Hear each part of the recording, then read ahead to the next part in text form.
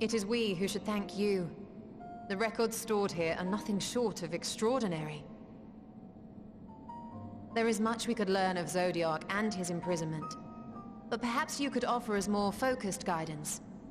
Pray, tell us of the calamity that came before, and comes now again.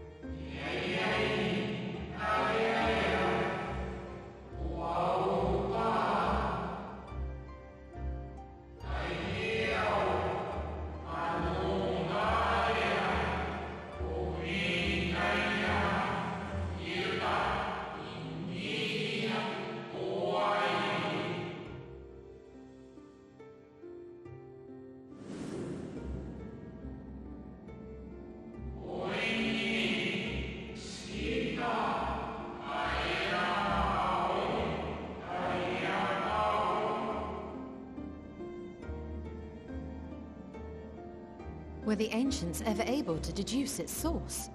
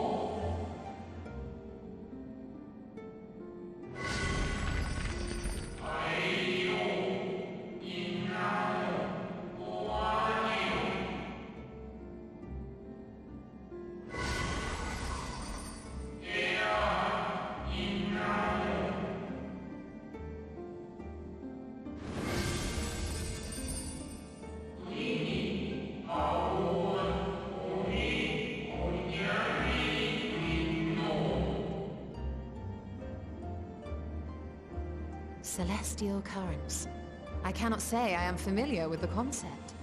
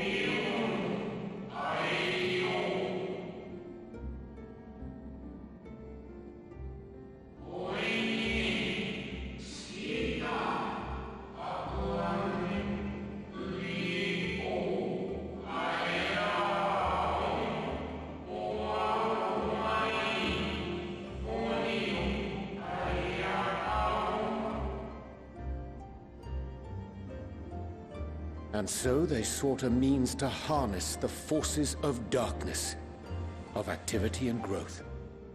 Thus was Zodiac conceived. No less a power than a god's could set right the laws of nature and quicken the flow of ether within the star.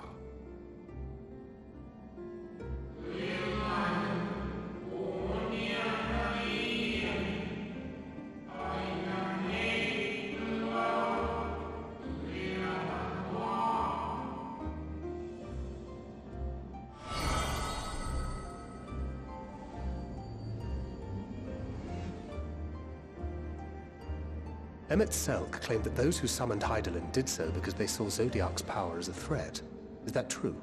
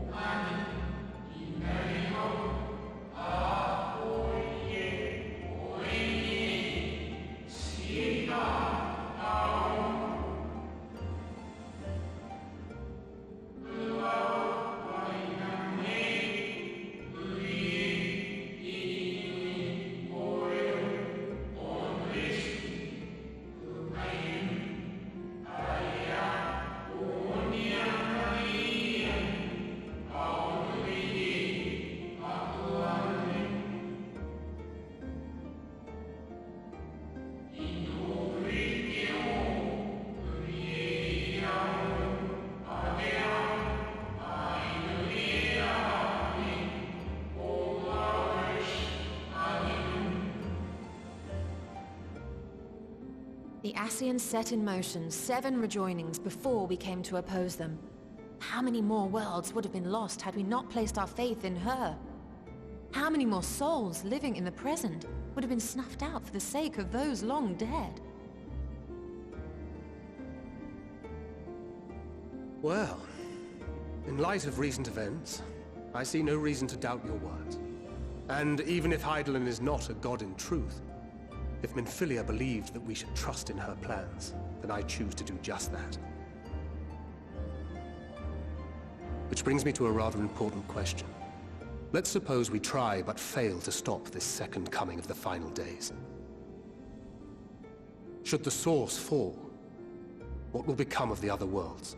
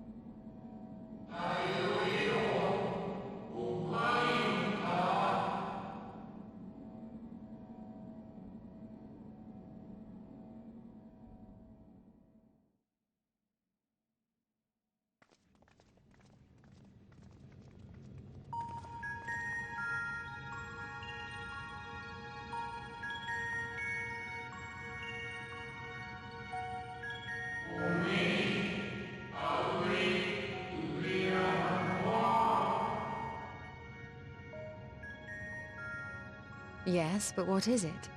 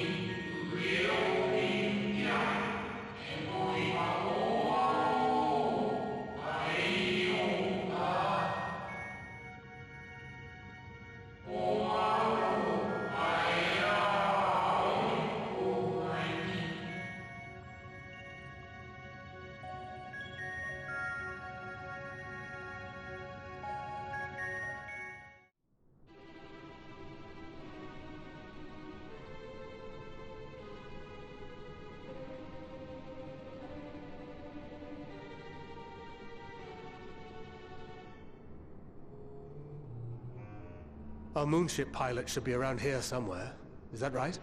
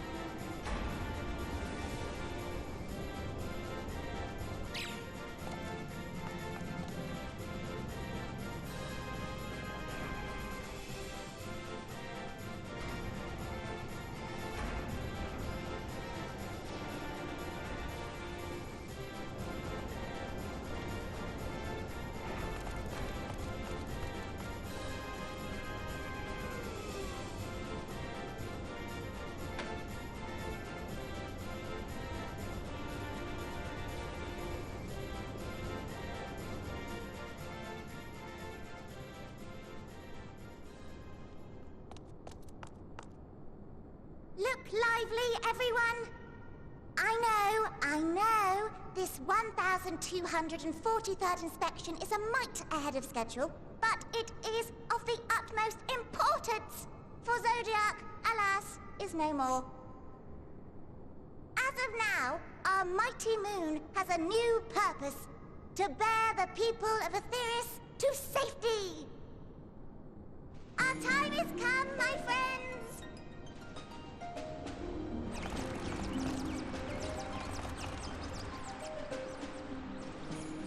We must be swifter than swift. There is much to do before our guests arrive. I expect your workstations to be immaculate. And don't forget to relay our signal to Etheris. Questions? Yes? No? Maybe so? No? Then hop to it!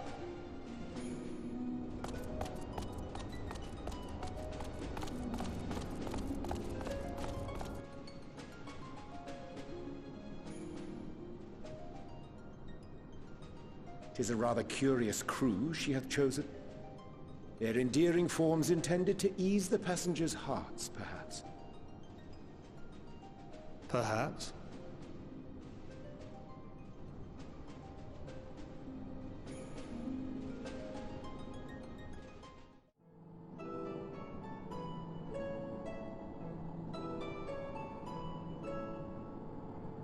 Right, of course.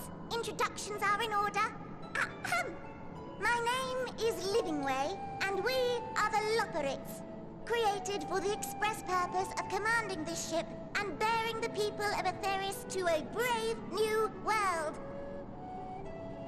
More specifically, I am the one whom she charged with the execution of her most vital plans. You might say I'm her right paw. Livingway's the name, map reader and navigator of the heavens.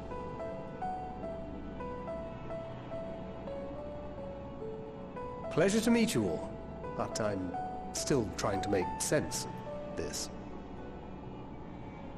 Confusion and bewilderment are completely understandable. Fear not, I shall walk you through it.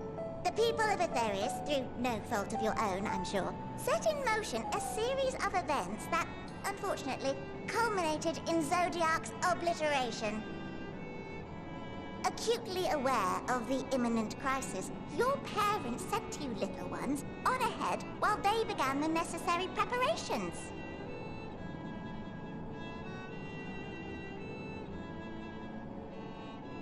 Still not following? No? Very well, I shall elaborate further.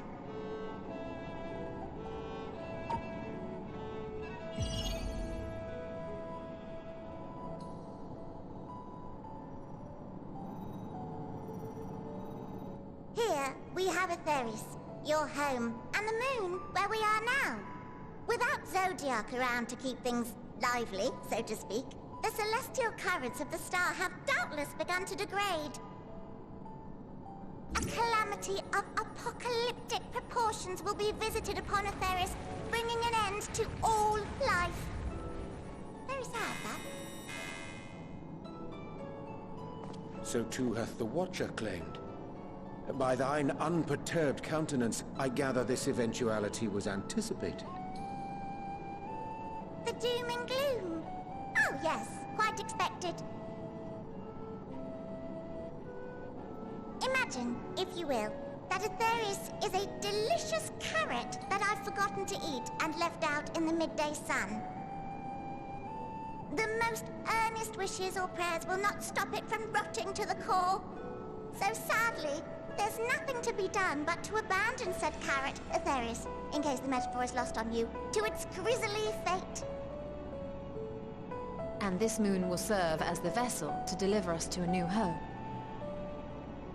Just so! We will gather up as many people, supplies, and resources as our stores will hold.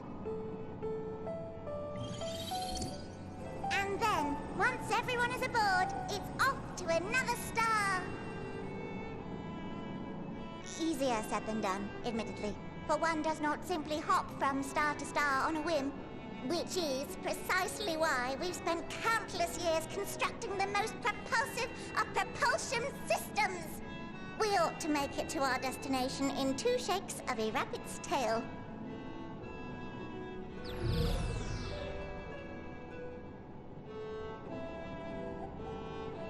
Impressive technology.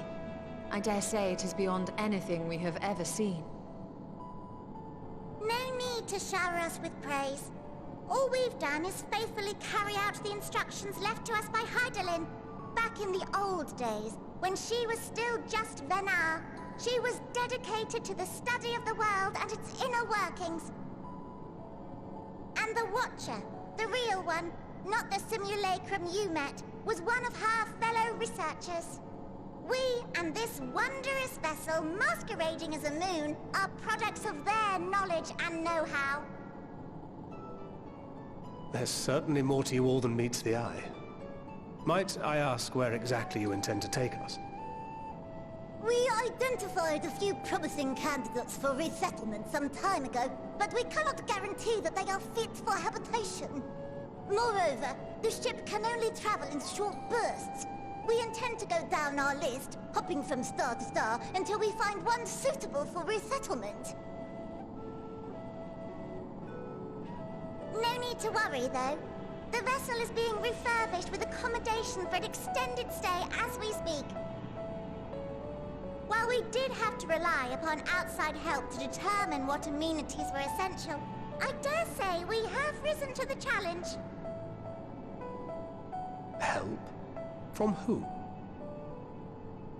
From you and yours! Who else?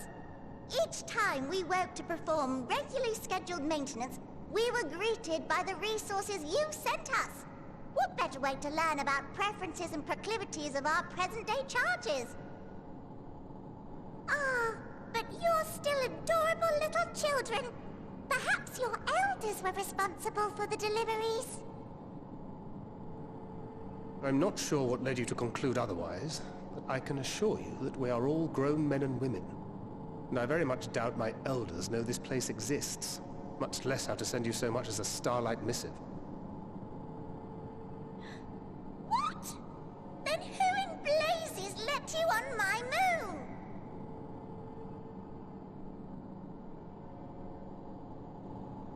Heidelin herself led you here. You don't say! Well, that's really not children. Then why are you so small and stunted? Like little baby carrot people? Well, Amarotines were a great deal taller. In the present day, persons of such prodigious size are exceedingly rare. So, you're saying everyone's not like the Watcher?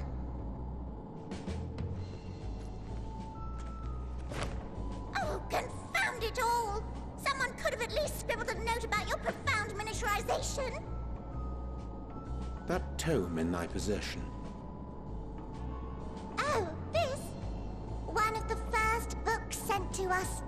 A compendium of the people of Aetheris, with a few blank pages at the back for minor corrections and updates as needed. The sum total of our knowledge of your kind is contained in these pages. I thought it was abridged and made small for our benefit, but this isn't a regular-sized book, is it?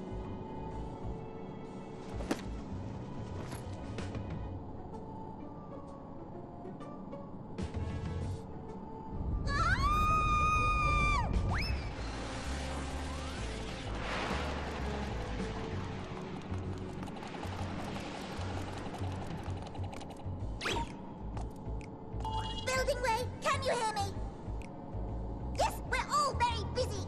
Change of plans. I need you to rebuild the domiciles at 1/3 the scale. All of them. Yes, all of them, and but me no buts. See to it with all speed. Perhaps you could tell us a bit more about your terrestrial collaborators. Yes, in due time. But first, I'd like to hear more about you, if it's all the same. I'd rather not risk any other complications due to outdated knowledge of our passengers-to-be.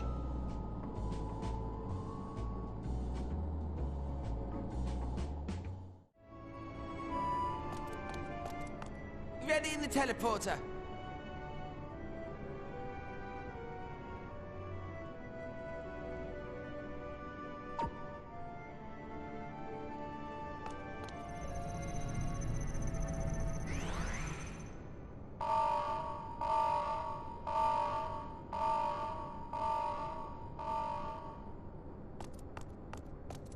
Huh? Access to living quarters restricted due to reconstruction. Then where is it? Oh no!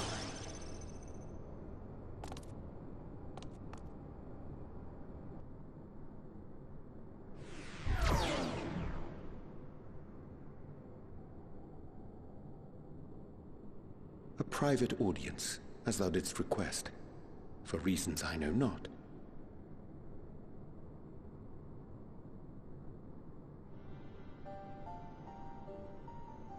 Just a precaution.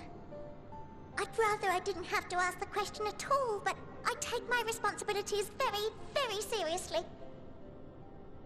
Do you and your friends, by any chance, find our accommodation wanting? Be honest, brutally even. 'Twould be ungracious of me to belittle the efforts of thee and thine. Lovely sentiment, really. But the disappointment is writ plain on your comrades' faces. It's all the more frustrating since no one will come out and say what they find wanting.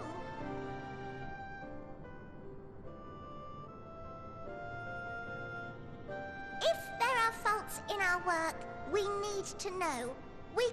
We will do better. But time is not on our side. The final days will wait for no one. If your people are to be saved, we must take quick and decisive action. This vessel must serve as a home for as many passengers as possible, for far longer than we may like. Which brings me to my request. operators on Atheris are doing what they can to prepare for the voyage. Would you be willing to go and lend them a hand? Having seen the moon for yourself, you could speak to its many splendors, learn what else they might require, and assuage whatever concerns they have. Wherefore wouldst thou entrust me with such a task? How to put it? You're the only one who appears not to be wholly unsatisfied with our work. Or quite good at pretending that's the case, at least. Calm, collected, tactful to a fault. Very particular with your words, too. You understand that, in the face of great danger, one cannot pursue perfection at the expense of practicality. The difficult choices must often be made for the greater good.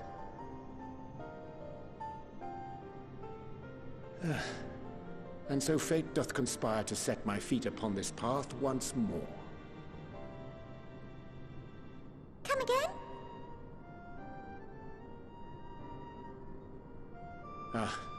Idle musings. 'Tis no trifle thou dost ask, yet full well do I understand the urgency and necessity.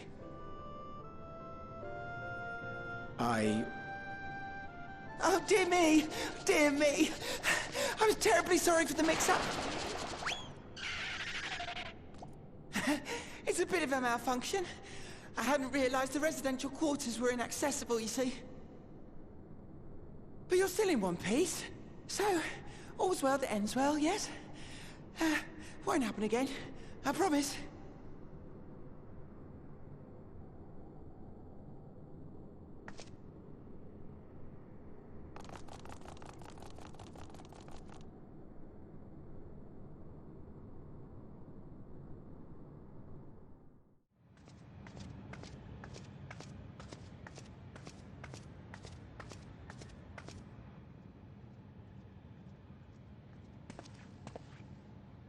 Thine arrival is timely as ever.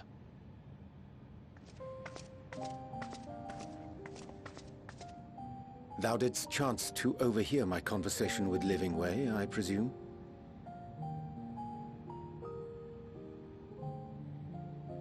'Twas not mine intent to move in shadow.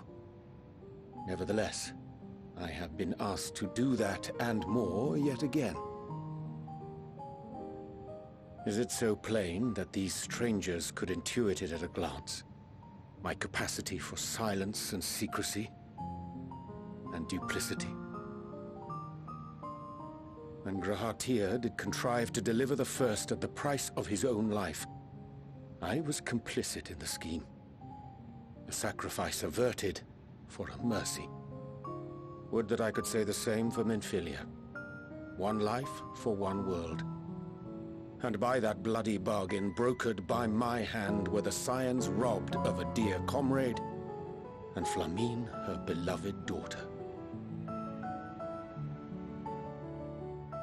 Two souls, whose selflessness was beyond measure, whose resolve was unshakable. They would not be moved even had I thought to protest. But protest I did not. Far from it. I pushed them forward. No effort did I make to seek out alternatives, ones that would not demand such terrible costs. That resignation weigheth heavy on my mind, as does the memory of another lost to mine inaction. Dearest Moonbringer, who did face death unflinching, that we might secure a means to bring low the Ascians. In her hour of need, I did naught. Dutiful disciple of Louisoix, ever looking to the greater good. Had I shut mine eyes and bid her live instead, mayhap she would be with us today.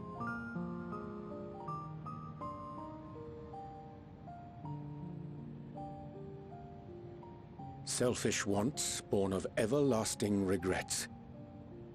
Most days I put them from my mind. but could think of naught else when asked to swallow the same bitter draught. Subterfuge and sacrifice. Mayhap the right moral choice, but one I regard with great trepidation.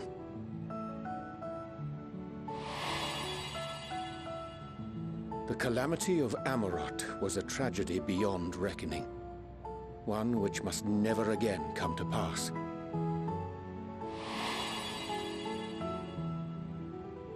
Thus must we struggle, haunted by ghosts of those we have lost, clinging to those we pray we can yet save. But what of those we cannot? How do we make peace with the dreadful algebra of necessity?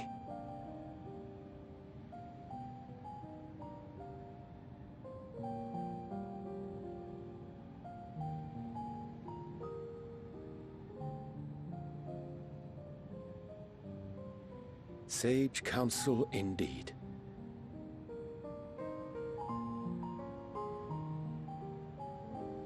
I see. Wisdom as befits a great worm. Curious that he should think thee in need of such encouragement. Strange. Scarcely can I remember when last we spoke alone, and so candidly.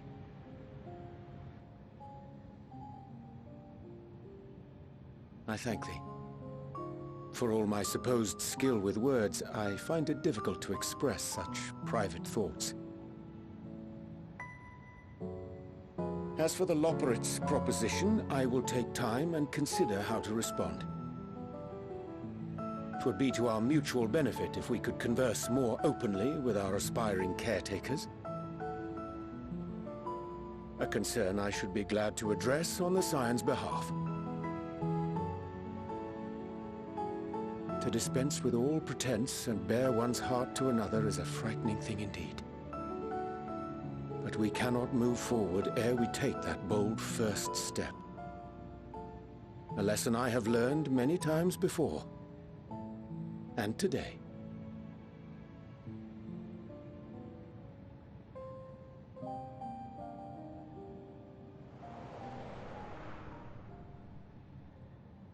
What are they saying? Curse these ears! I've heard bugger all! No matter. We've got our plans.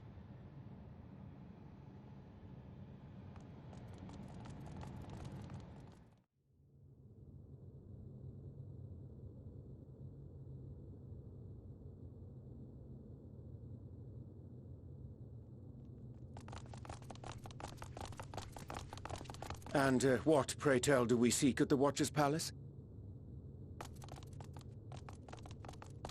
Oh, come off it, friend. You know full well why we're here. The time has come for you to return to Etheris and help your brethren prepare for their journey here and beyond. Forgive me, Living Way, but I cannot in good conscience proceed with this plan. Huh? But what about the final days? The death and the doom? Oh, we have to hurry before it's too late.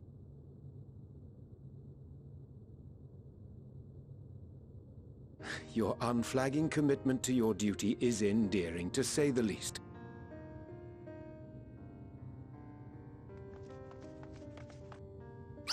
Oh, bugger!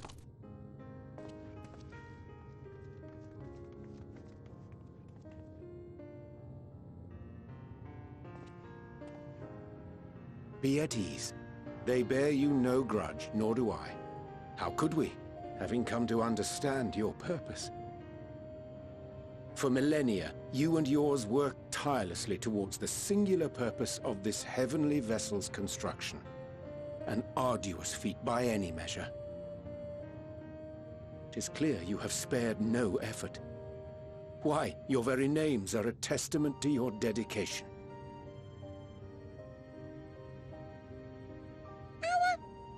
Our names? I'm not sure I understand what you're getting at. Names are an expression of the self, a declaration of one's hopes and aspirations.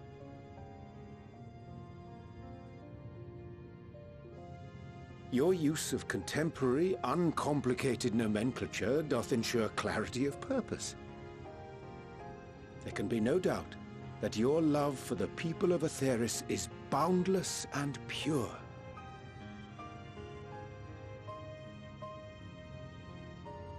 Yes! Yes! A most mellifluous phrasing!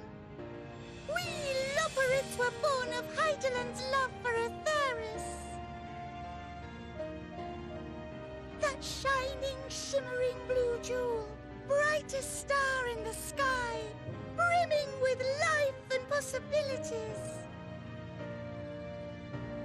For as long as I can remember, I've toiled in anticipation of the day when this vessel might be needed. All I've ever wanted was to meet those she cherished so dearly, to serve and serve well. That goes for all of us, don't you see? So help us. Help us help them. Lead them here where we can keep them safe. If there's anything wrong with what we've built, we'll fix it. We'll make it right.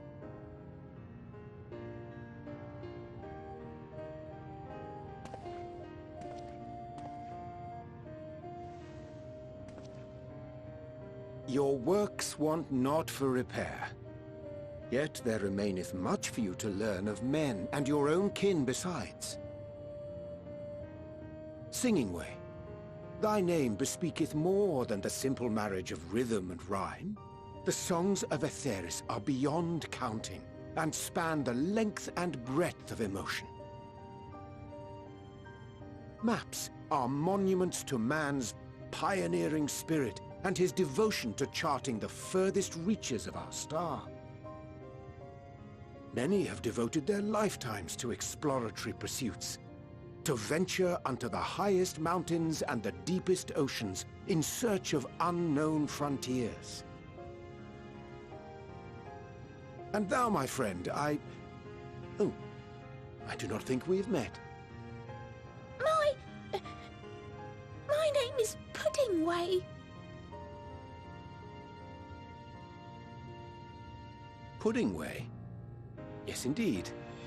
A name of deep and abiding significance, I'm sure, but one perhaps better communicated through delicious deeds than tasteless words. A judicious application of fey magics at a later juncture may be appropriate.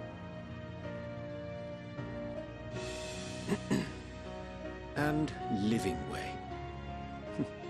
'Tis no easy feat to convey the significance of thy moniker.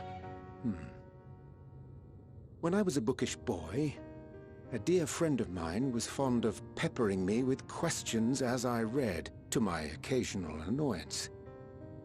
One day, I posed to her a question of mine own. What doth it mean to live? After much contemplation, she proffered this answer. The anticipation of a half-read story's conclusion. The hope today's mistake may serve as tomorrow's lesson.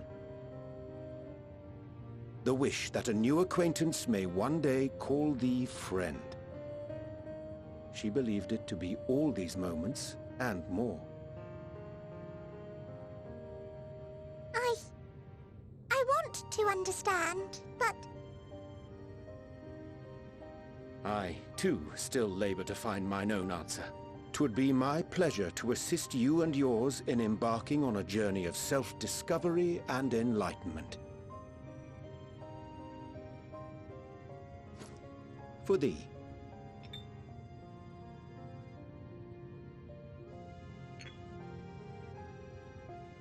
Ink as blue as the waters of Aetheris. Made in haste, though I assure thee, the quality has not suffered for it. The people need not be persuaded by honeyed words. Nay, I have faith they shall do what is right in due course. Until they do, I beg your patience, friends. And with that ink, let us fill the empty pages of Living Way's compendium. An open exchange of ideas will surely afford you all a better understanding of modern man, and with it, ideas for improvements and renovations.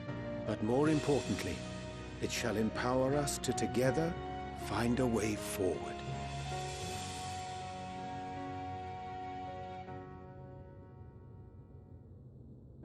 I hope you're right.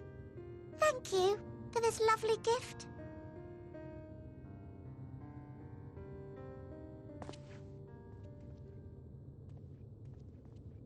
There you have it.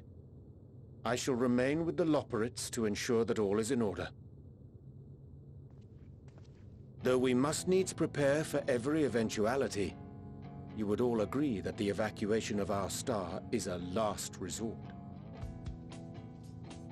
To accept failure is to accept the demise not only of our star, but that of Reen's, of all reflections, and the souls that call them home.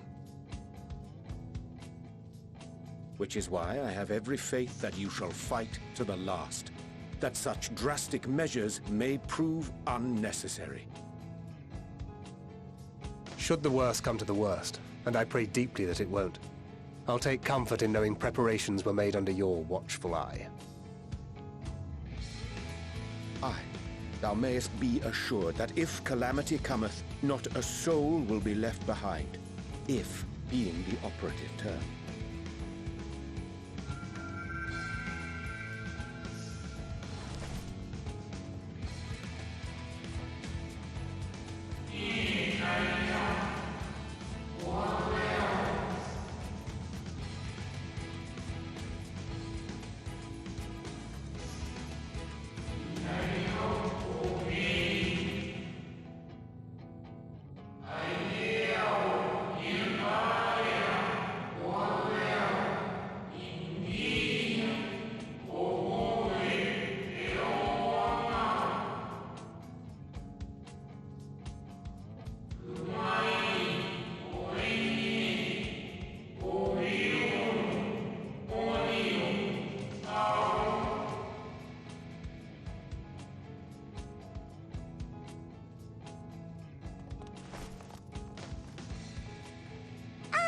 I hate to interrupt, but I feel like I need to make amends for all the secrecy.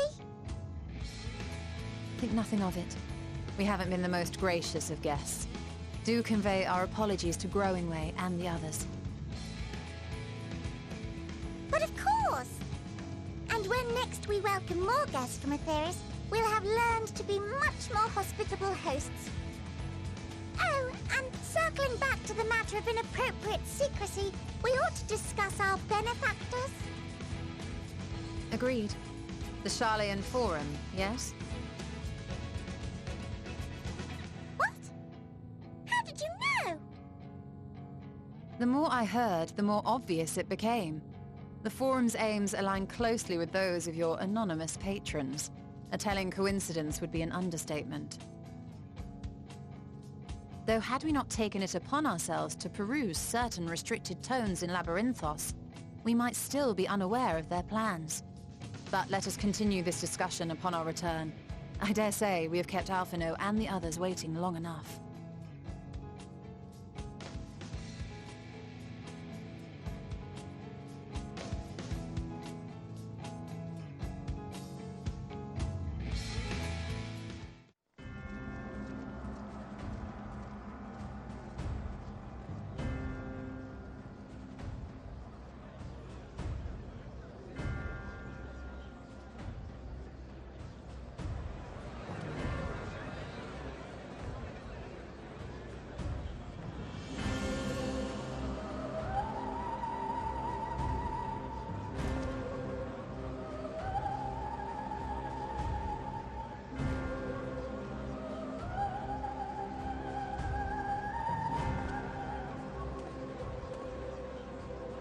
Order! Order, I say!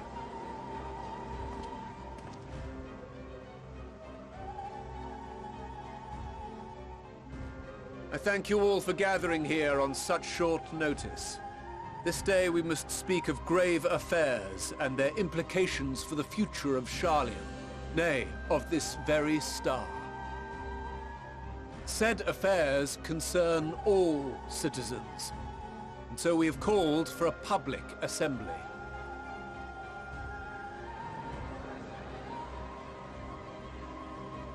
You may have heard rumors of the Telophoroi and the havoc these madmen wreak abroad.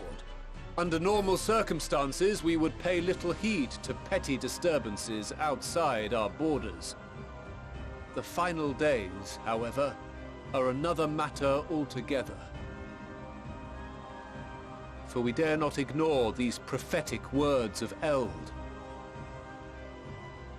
The Endbearers will come, ushering chaos and calamity. The final days descend and devour the very star. I've never heard this prophecy.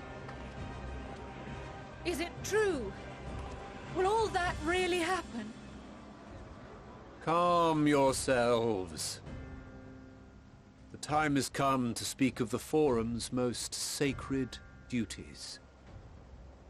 But first...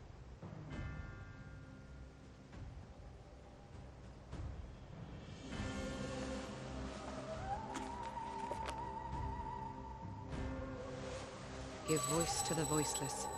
Let bindings be unbound. By unanimous decree, I declare the enchantment broken.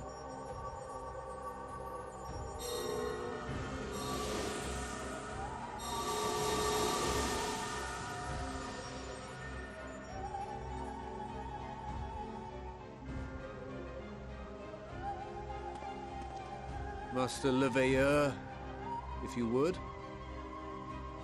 Very well.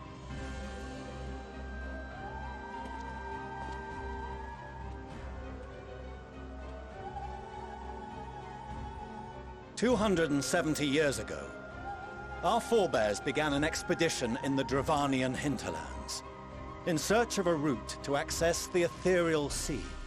This much is public knowledge. Their findings, however, would become the Forum's most closely guarded secret. What those researchers discovered in the hinterlands was not a passage unto the ethereal sea, but the very heart of our star, and Hydaelyn herself. She spoke to them of a calamity that would extinguish all life, and of a means by which we might be spared. The moon. 'Tis in truth a gargantuan vessel built to serve as sanctuary for her children, and deliver them from this doom. Much like Nunkref's hope in ages past, it will bear the people of a world in the throes of death to a new home. Needless to say, this will be no small undertaking. To facilitate the great work, the Forum has maintained close contact with the servants of Hydaelyn, who presently reside on the moon. Convinced that the foretold end was all but inevitable, we began amassing a wealth of knowledge, not merely for the betterment of our nation, but in preparation for the journey to come. You reveal this to us now? By the gods, how long do we have?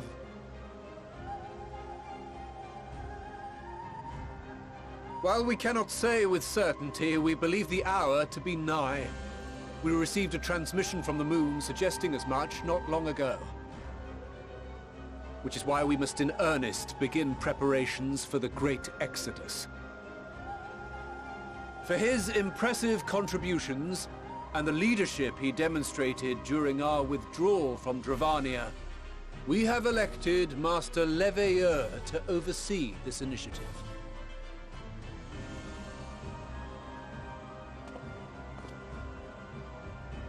Fellow scribes and scholars, my countrymen, we face a threat of unprecedented scale. We must challenge the trials before us with composure and conviction if we are to find salvation. The wisdom of Sharlayan has ever been a shining beacon in the darkness, and so it shall continue to be.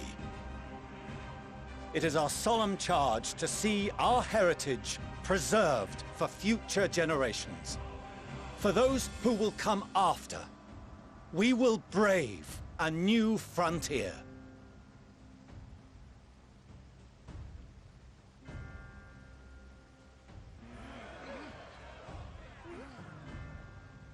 Administrative edicts will be relayed to all major institutions ere long. In the meantime, carry on with your duties. With that, I hereby call this assembly to a close.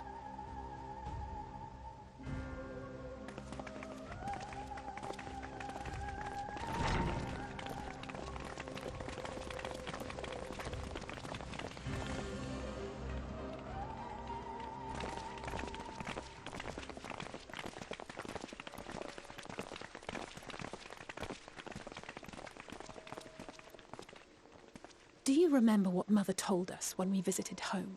That it wasn't until after we were born that Father seemed to lose himself in his work. If that great work of his was the evacuation of this star, then... Yes. It wasn't for his benefit.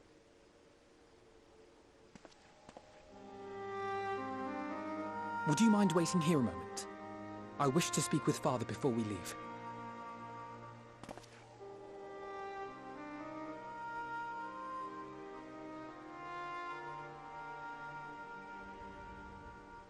Thank you.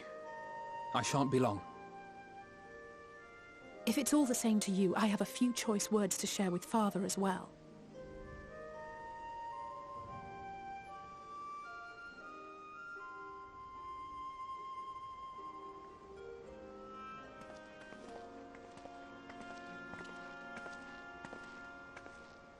So, come to call us cowards and bid us join your fruitless battle against the inevitable. Nay, we do not object to the Forum's proposal. On the contrary, those who wish to flee have every right to do so. Urianger is cooperating with your associates on the Moon to ensure that all is ready should evacuation be our only recourse. Then whatever your business, I suggest you be brief. Though we cannot boast the boundless wisdom of Sharlayan, we have first-hand knowledge of foreign cultures, and have conversed with no small number of peoples. These experiences have taught us fundamental truths that cannot be recorded in any tome, nor charted on any map. The beating heart of this planet is its people, many of whom would give anything, even their lives, to protect the lands they love. Many may choose to join you in the end. But what of those unwilling or unable, for whom escape will never be an option? What would you have them do? To ignore the plight of those one might conceivably save is not wisdom, Father. It is indolence. This is why we choose to fight. We'll not ask for your understanding, Father. Only that you don't turn a blind eye to the good we have done. That we can still do. We're not children in need of protection. Hold fast to your principles and let the world burn if it please. But we believe there is still another way. And if there is, we will find it. You see if we don't.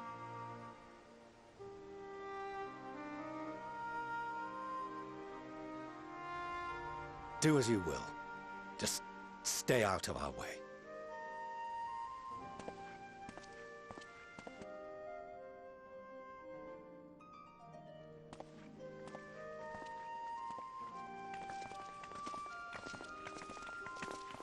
Were he not so consumed with self-righteousness, he might tell you how proud he is of you both. Bold words call for bold action. And there'll be no turning to your father should plans go awry. As if I ever would. So long as there are those who wish to stay and fight for this star, we have to do what we can to help them.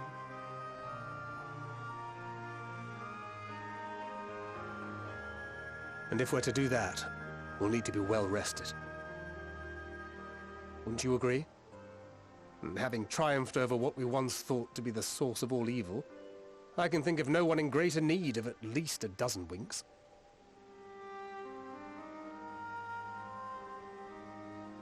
Shall we then? To the Annex. To prepare for tomorrow.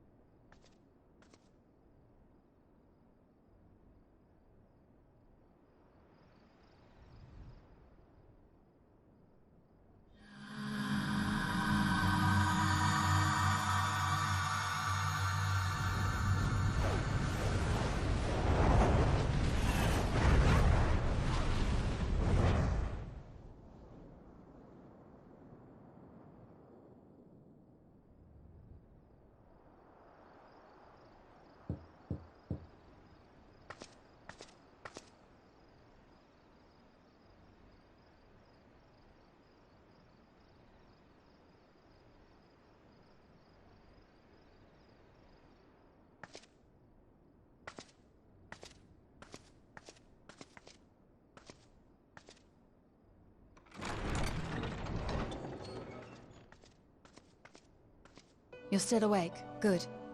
Might I trouble you to stand still for a moment?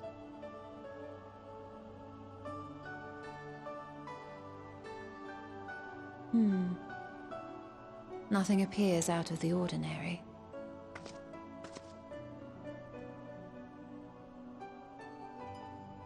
A precautionary measure. You will recall that serving as a vessel for abundant light in the First very nearly ended poorly. In your recent battle on the Moon, you were almost certainly exposed to similar, if not greater, forces. Fortunately, from what I can see, you and your ether are none the worse for wear. Would that Reen were here to confirm my assessment. To think you actually found yourself in a direct confrontation with Zodiark.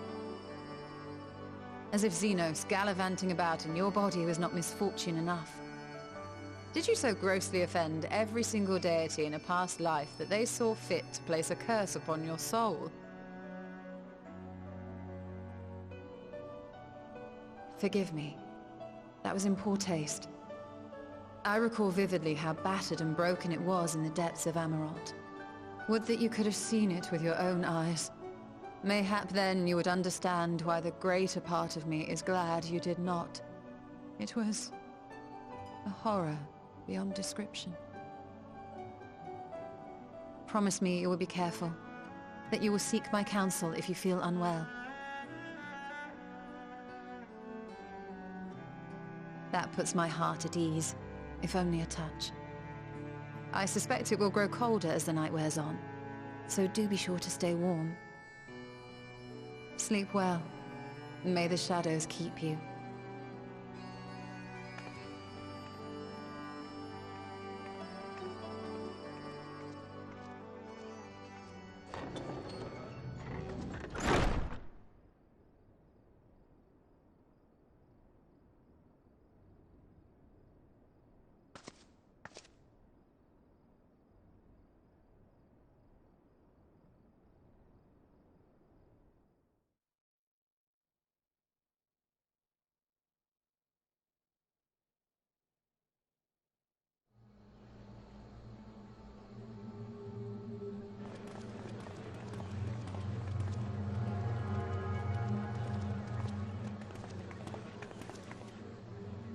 Thank the gods that tower is gone. The sight of it was enough to make me sick. Thank the Ilsabar contingent, more like. Word is, they fought their way into Garlemald and toppled the bloody thing themselves. Not just the one, neither. All the towers have up and vanished. Aye, I heard the same. Commander Aldin and his troops helped keep casualties to a minimum, too. But is it true? They brought back tempered Garlean soldiers. As Commander Aldin tells it, they've a treatment for that now. But don't you worry. Cured or not, they've no plans to bring them into the city proper. I see. Well, that's a relief then. I know we've brothers and sisters among the lot, but I can't say I'm eager to welcome them home. Wanted to think about it for a while yet. It's to be looked after in Alagana for the time being.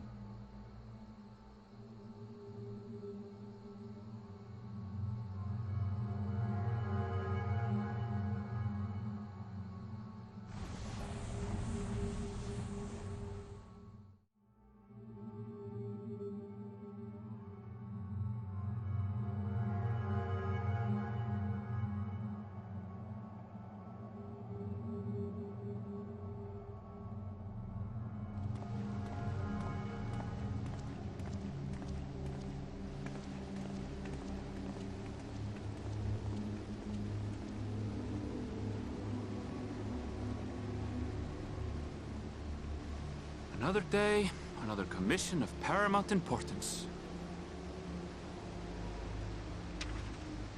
Well, what have we here?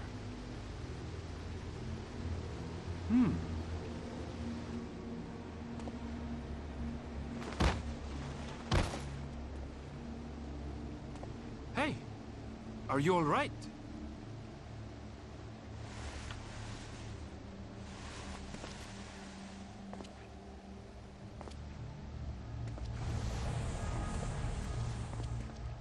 Was that?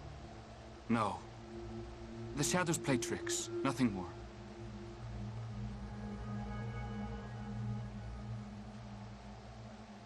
The towers are gone, and the Garlean threat is abated. And yet, why does it feel as though it's about to get much, much worse?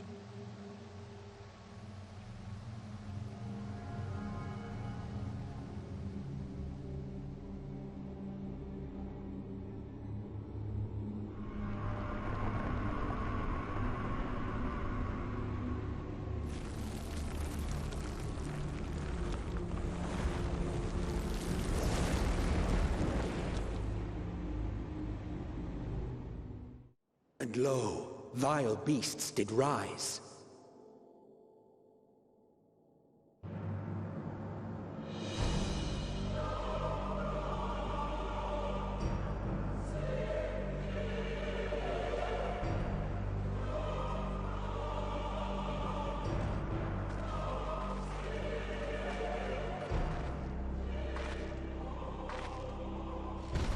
Leaving naught in their wake but blood and ash. Sun scorches earth and boils seas. And our sins ascend unto the heavens. Three dooms to unmake all we were.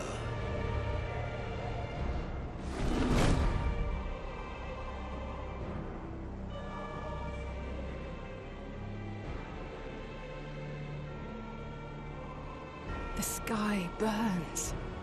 The final days are truly upon us. My friends, I trust you have heard the news. We have. What can you tell us of the situation, Your Excellency?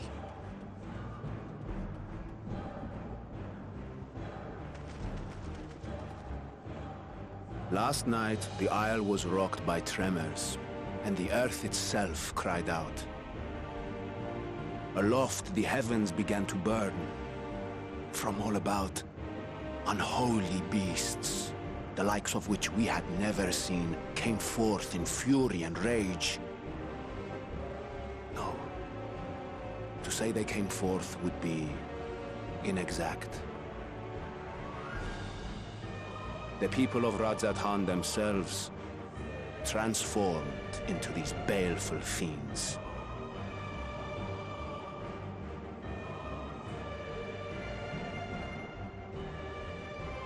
Though the phenomenon was observed throughout our lands, the first creature, the largest and most dreadful of the lot, wrought havoc upon us here in our fair city. Though they bear superficial resemblance to divinities of legend, they are ungodly abominations. The people decry them as blasphemies. The Large One's rampage has since taken it to the northern reaches of the island. I mean to dispatch our radiant host in an attempt to quell the threat. And what of Vritra? Vritra too makes for the north of his own accord, and yet, He knows the blasphemy and its minions were but yesterday his beloved people. I pray his boundless compassion and mercy does not deter him from taking unenviable but necessary action.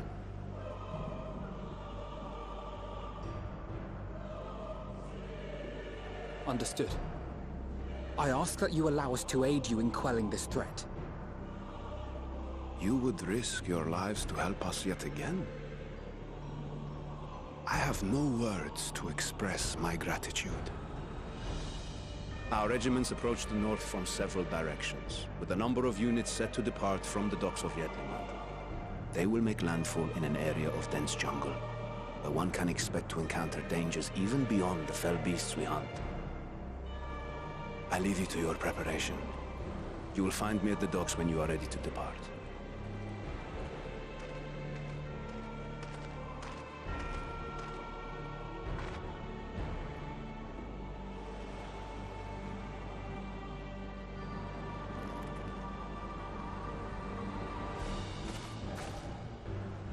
We're as prepared as we'll ever be.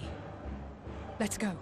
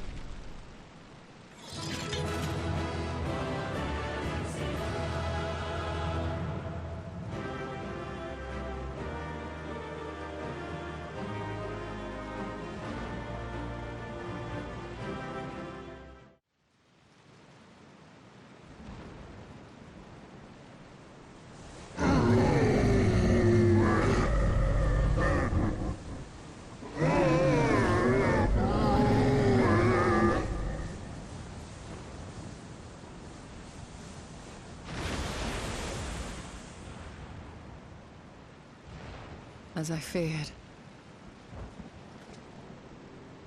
What is it? The beast was there, and now it is no more. Yes? Indeed. We saw it plain. But you didn't, did you? I saw nothing. Not the blasphemy that perished here, nor the other men turned beasts. And because of this, I now see all too well. There is no ether. Where the creatures should be, I saw naught but emptiness. Emptiness? But that would mean... Recall the words of the Watcher. 'Twas a stagnancy of ether, a cessation of flow, leading to decay and absence, that led the ancients to conclude their star was dying.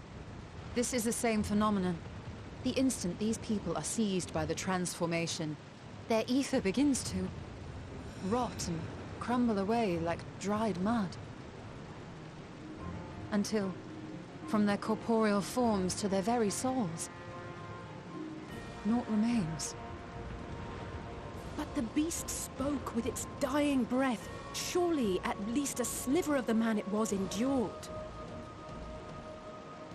Mayhaps so. But even if the process was incomplete, it was little more than a faint residue. Gods be good. You're saying they cannot be saved? Not by any means known to me. Or by any means at all, like as not. For there is naught left to save.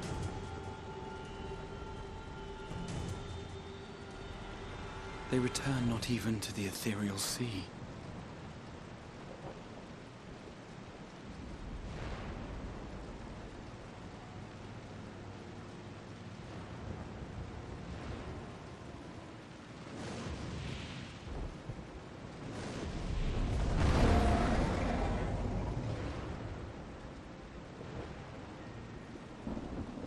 The beasts rage on, their hunger insatiable. Even deprived of their master, they perpetuate his legacy of hate. Once proud sons and daughters of Thavnir, all of them, and now I spill their blood.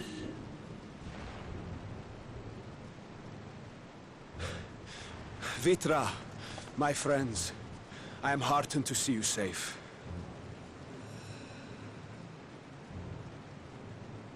You put your secret at risk. Those closest to me already know the truth. A truth I must now share with one and all.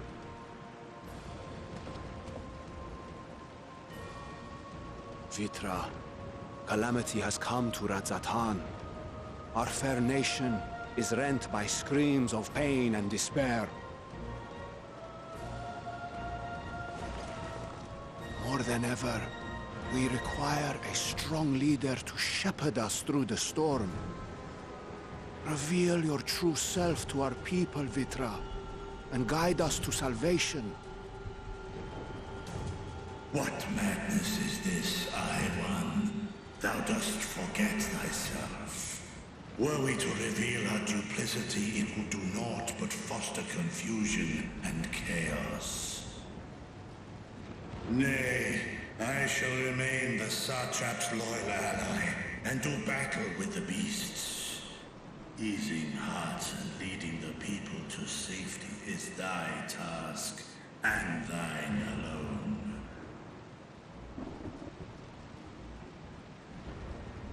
I ask that you remain at Ahewan's side, and render unto him what aid you may. I know not what lies ahead, but without you, Radzatan will not survive.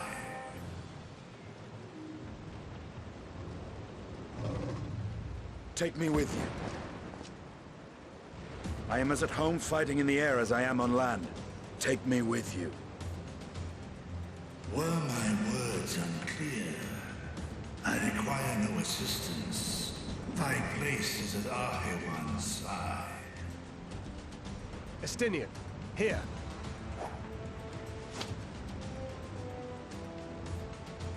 The last thing you ever wanted, a link pearl. We'd gain much from knowing your elevated perspective. And it'll keep you from getting lonely, which I know you love. You heard the man. Seems I'm coming with you after all.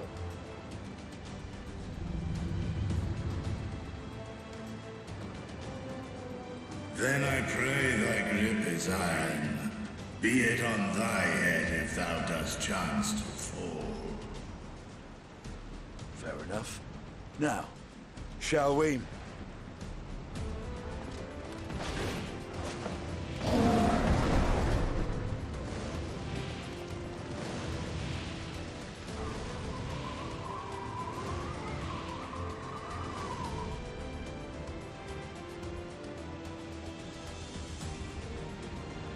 I fear it is as Vitra says. We will not survive this on our own.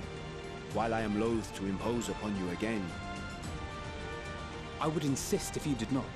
'Tis the very reason we have come. Then once more I find myself without words to thank you properly. Let us return to the capital and plan our next course of action.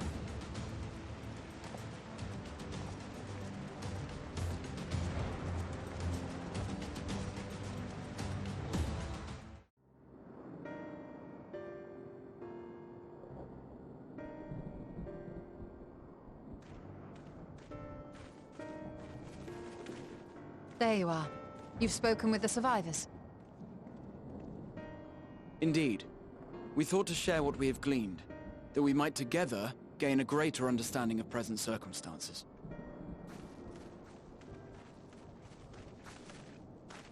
Fortuitous timing. Alize and I completed our own investigations not long ago. Then we should take a moment to compare notes. Shall we begin with the two of you?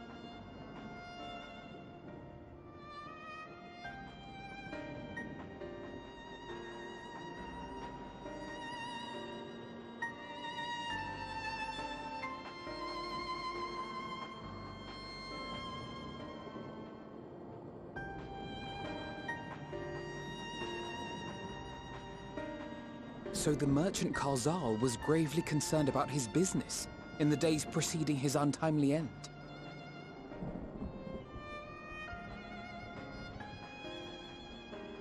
The tales we heard were much the same.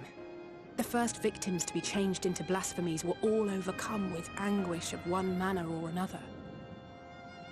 Then those who saw their loved ones stolen before their eyes succumbed to a similar panic, setting in motion a chain of transformations.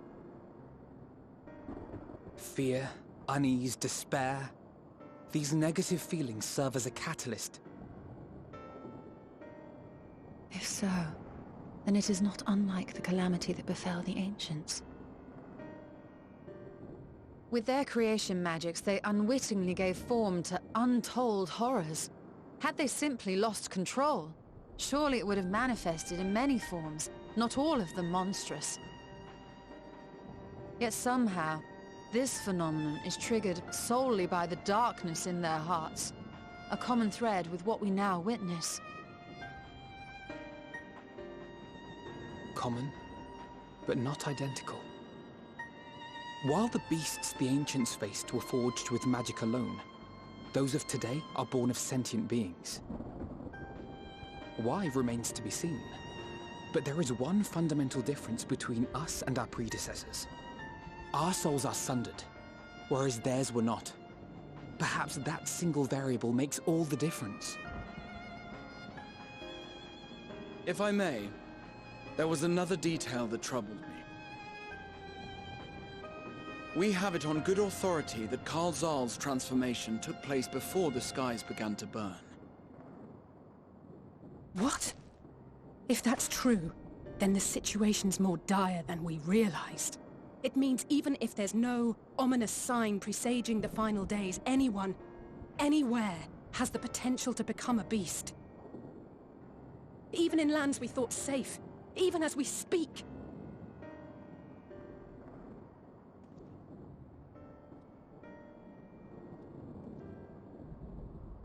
Look! It's the satrap! The satrap! Thank the heavens!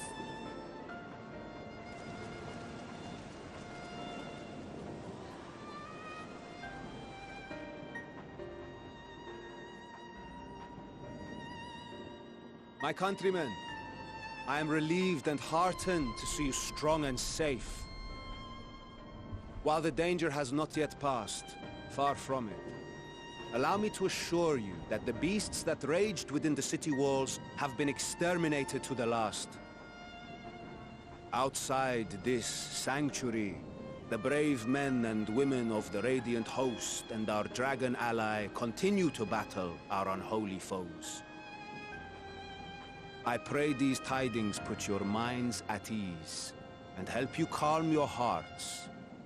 Have faith that we shall soon conquer this terrible trial. Your Excellency, is there any word from Balaga's stand? My grandson was bound for there yesterday, and I worry for his life. We are still awaiting a report, but I promise you, as soon as I have aught to share... Your Excellency, I bring grave news. You are? I'm Matsya of Akyali, a humble fisherman. Ah, I remember you from our first visit. Wait, you're... But no! That can wait.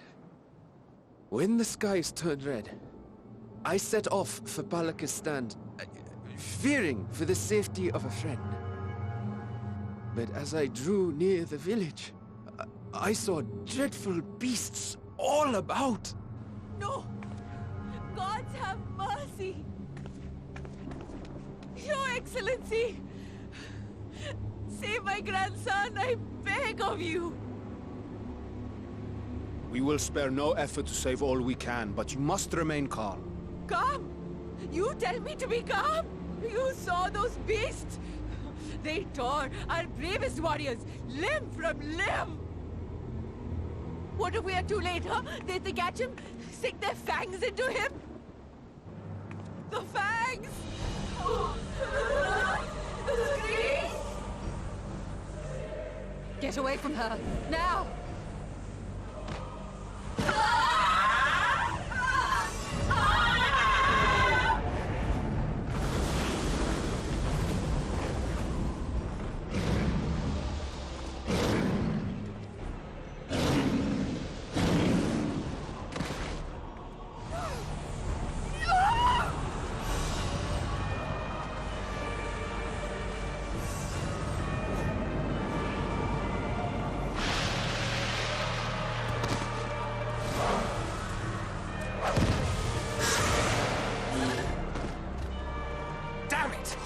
We've got to kill them before it spreads. We'll handle this. See the townspeople to safety.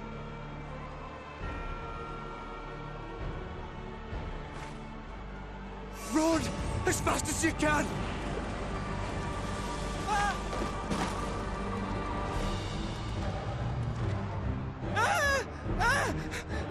No!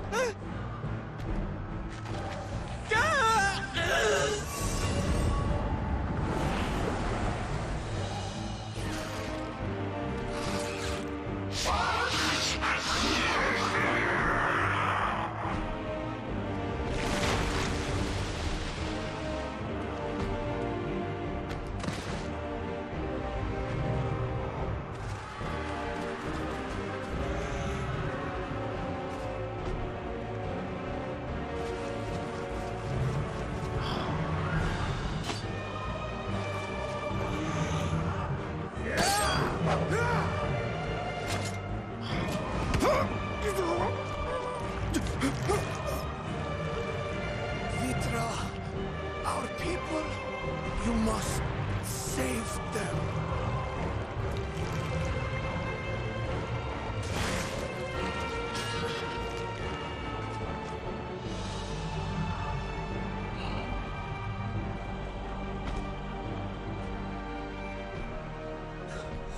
My son,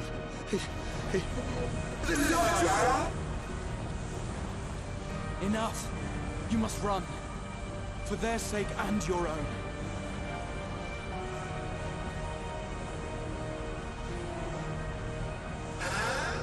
Yes.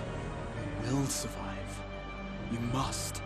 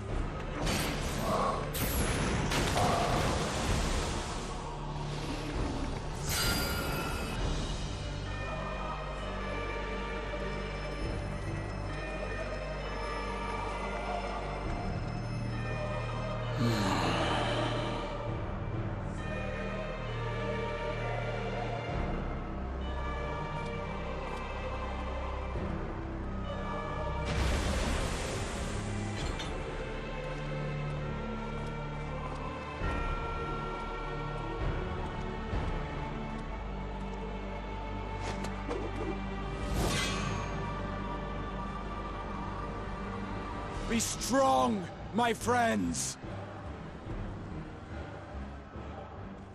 Fear not, for we will defeat these abominations!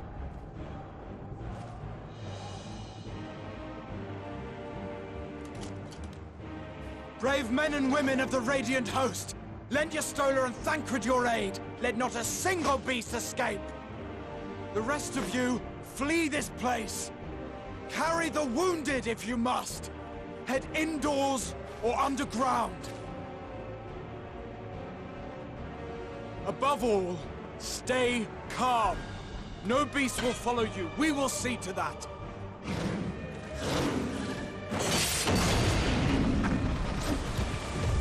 Alphino! Alice! Leave the city to us, and make for Palaka's stand at once! Matsya, show my friends to the village! I promise you, they're more capable than the host's finest! Right! Go with them, will you? We will save these people. As many as we can.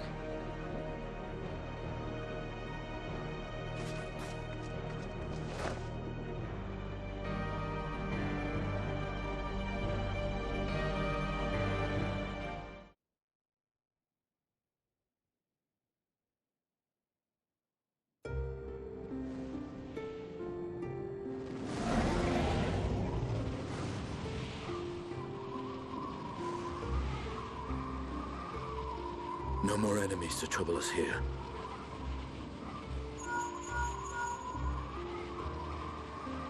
It's me. How fare you below?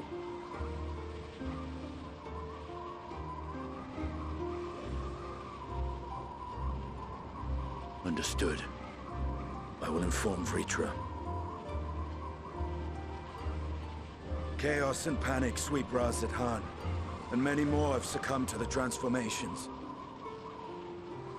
Amidst the fray, Ahawan fell, protecting a grief-stricken father.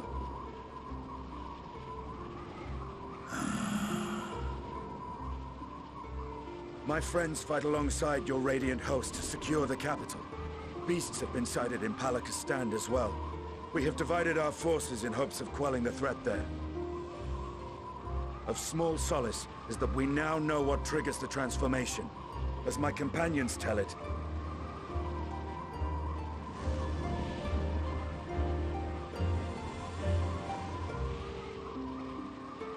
So it is the very fear and despair in their hearts which inflict this abhorrent punishment upon them.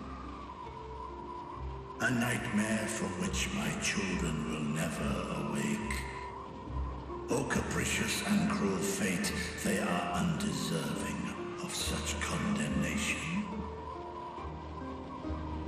will you wallow in sorrow or rise to the occasion? Razat Han is leaderless. Before he passed, Ahawan sought to reveal the truth to his people. Honor his wishes. To what end? To breed a new conflict between dragon and man. These claws could reduce thee to shreds with a touch. These jaws crush thy bones to dust. Only through my proxy could I walk with my children. Without him, I am a bringer of fear, no different from the beasts which beleaguer them. Perhaps so. Only in death were Hraesvelgr and Shiva united. Indeed, whenever man and dragon have come together, death has ever been the inevitable result. It was our fear of your kind that sparked a nigh-endless war. Fear and hate of which Nidhogg drank deep as he laid waste to my homeland. And in turn, I took my revenge on his brood. Blood for blood, pain for pain. I thought nothing of theirs, only of mine. And yet, were the chasm between us too vast and too deep, Hraesvelgr would not have borne Isael to battle and our rescue. He would never have entrusted a mortal champion with one of his eyes. And the Dragonsong War would still rage on. And I would still wage a never-ending war of violence and vengeance. The future of our star be damned. I cannot speak for Ahawan's greater goals. Yet I know that he served you, served your people, long and true. In this time of unprecedented crisis, he turned to you. You could do worse than to place your trust in him. It will not be easy, but the future of Radzat Han hangs in the balance.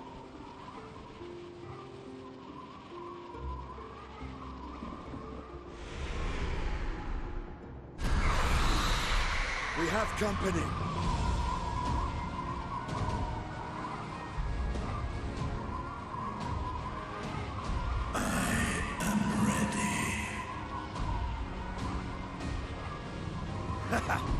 The hour has come, Vritra! It's all or nothing!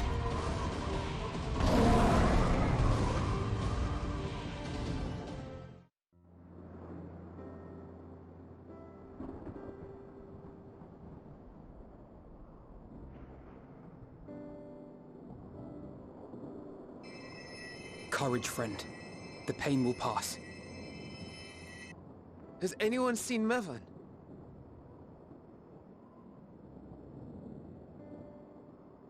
Where could she be?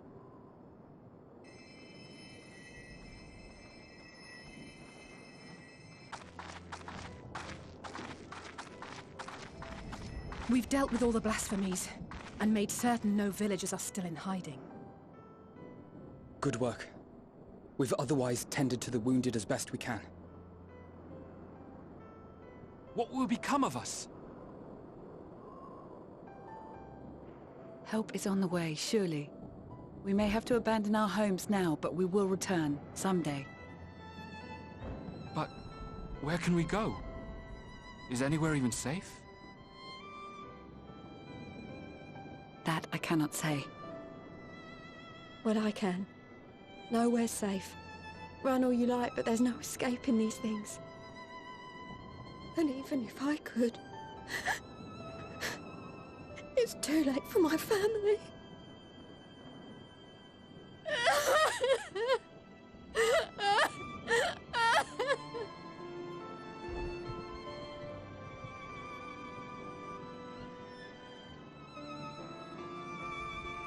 This isn't good. The more they dwell on the tragedy, the more likely we are to lose them too.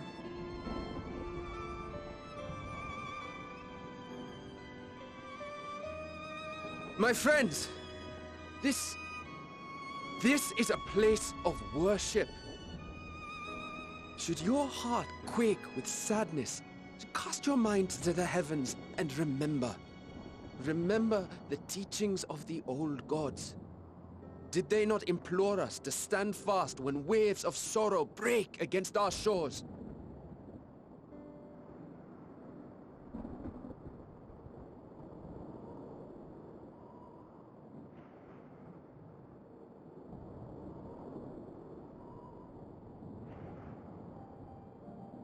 Know this, my children. There is more ugliness than beauty in this world. To live is to suffer. To drink of calamity and drown in anguish. To toil and be tested, always and ever. 'Tis a perilous path you walk. Death lurks in the dark, and is the sole promise that awaits at journey's end. You will tremble with terror. You will weep tears of anger and despair.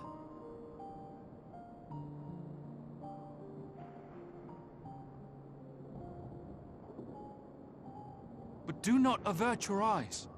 See your life for what it is.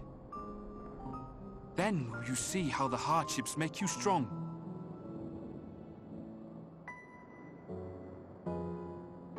Every doubt reforged as scales for your armor. Every agony to temper your blade.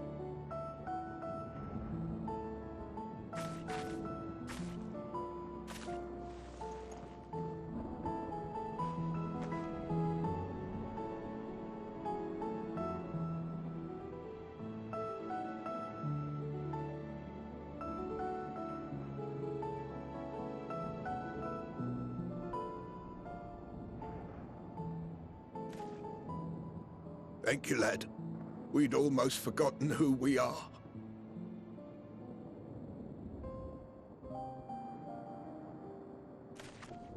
My undying gratitude to you as well, my friends. You were searching for Mevon, no? We must return home. I pray you help the boy find his friend. Gladly. We dispatched what beasts we could, but the roads are still dangerous. Stay together and go in safety.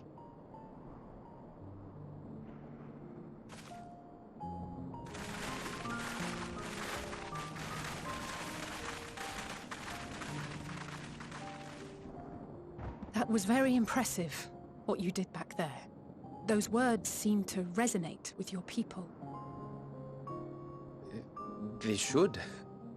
They were the first spoken unto our ancestors by the divinity of legend. I'm easily upset, and fish are wont to flee a temperamental hand. So I recite the teachings over and over to calm myself. They're lovely and inspiring to hear, though I imagine they were born of great misfortune. They are born of life. There's as much bad as good in it. More, many would attest. All the more reason to appreciate the good when you can. I won't argue with that.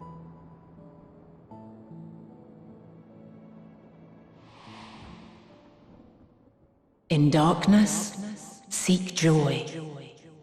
Surrender not to sadness, and see beyond despair. Walk free, and bear the light for others to follow.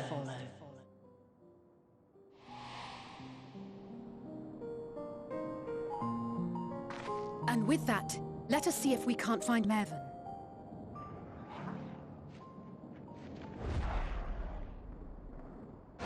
Did you see? That beast was chasing someone.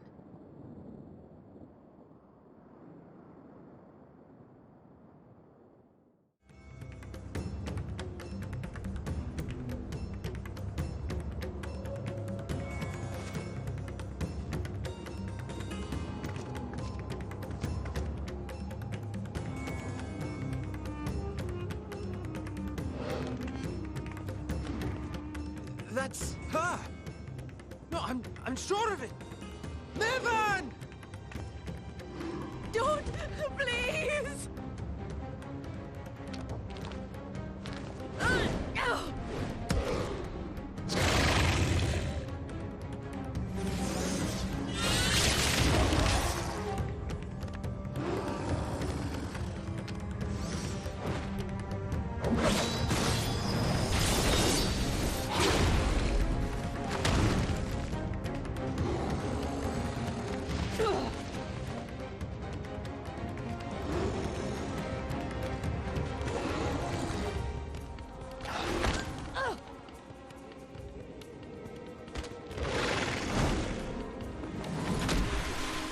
No!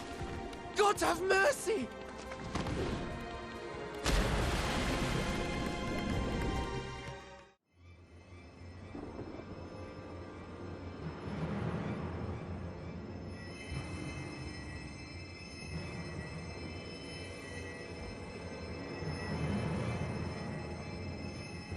She's so cold, Elfino. The child is alert, and I see no wounds, and yet... she grows weaker.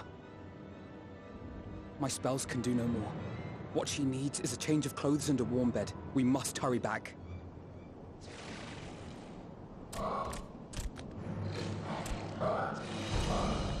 Not now! Matsia, take the child.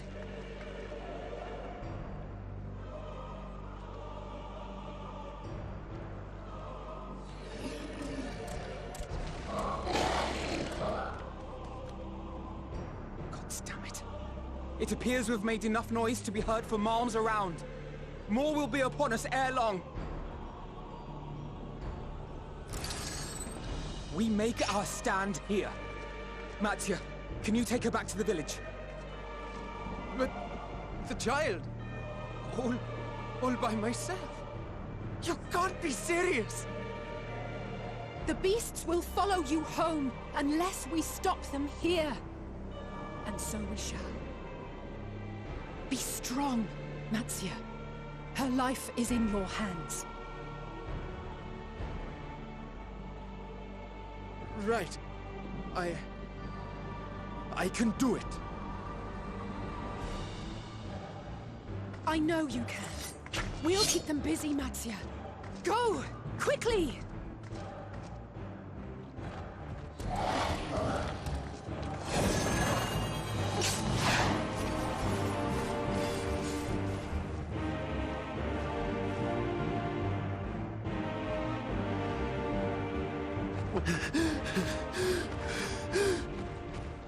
Steady. You know the way.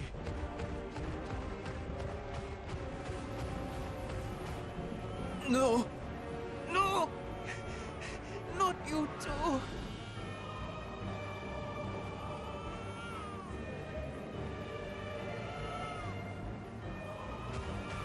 Don't be afraid. Don't be afraid! To live is to suffer, to drink of calamity. It is a perilous path. Death lurks in the dark.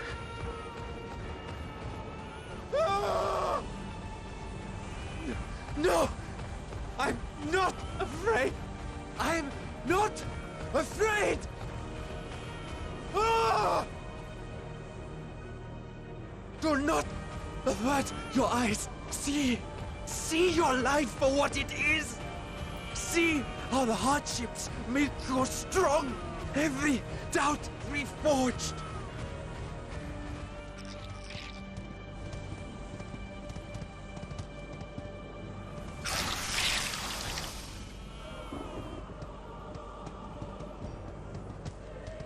Every agony.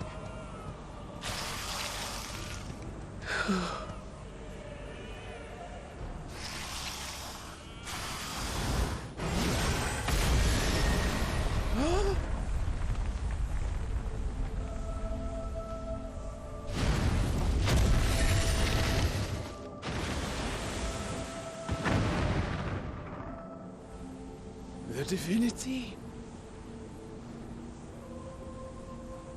Nay, but one who would deliver thee just the same.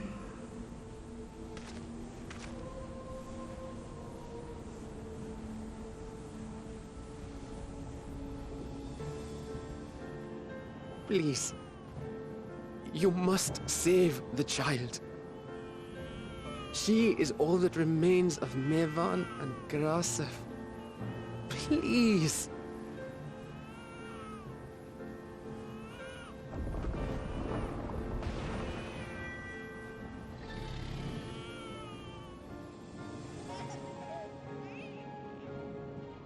Well. Seems the babe's taken a liking to you.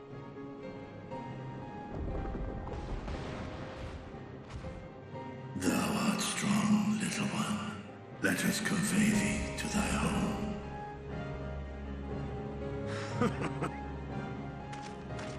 I spied our friends as we flew in.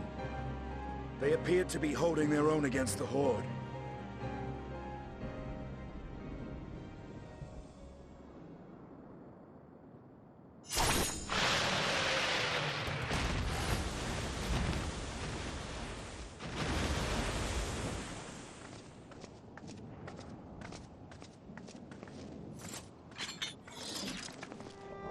Right.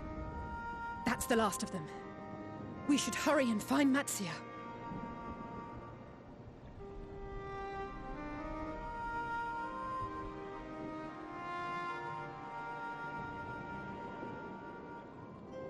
Really? How can you be so sure? A fine battle it must have been. Shame I missed it. Estinian, it was you who came to Matzia's aid. I was only along for the ride. Vritra was the one who saw the boy was in need. The two are headed back to the village. Where the worm will honor Ahiwan's wishes and finally reveal himself to his people. Perhaps so. Will you go and join them? There's something I need to do first. Mervyn gave her life so that her child might live. She deserves better than to be left to drift alone. She deserves to be laid to rest beside her husband, at least. Will you help me?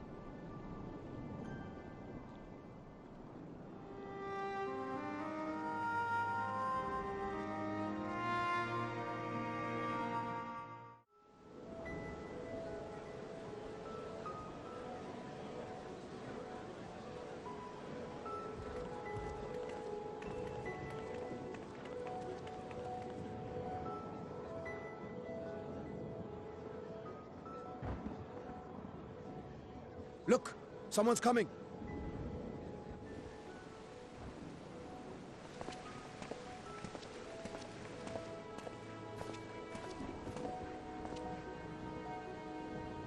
People of Razathan, it warms my heart to see so many brave, resilient souls before me.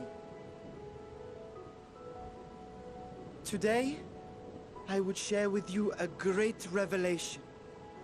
But before I do, I must make a humble request. Do not be alarmed, nor avert your eyes. See the one I unveil for who he is, and know that he means you no harm.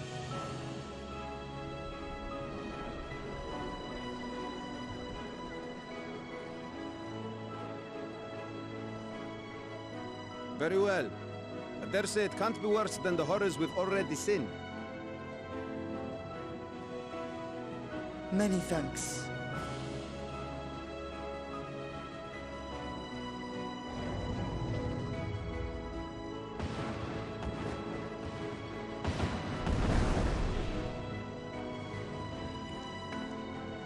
A dragon!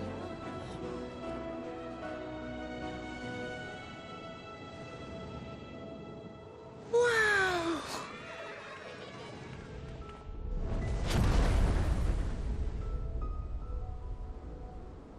People of Razathan, I am Vritra, and for years uncounted hath this isle served as mine abode.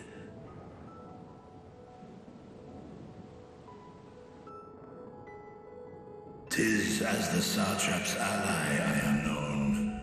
Today, I would reveal the truth unto you.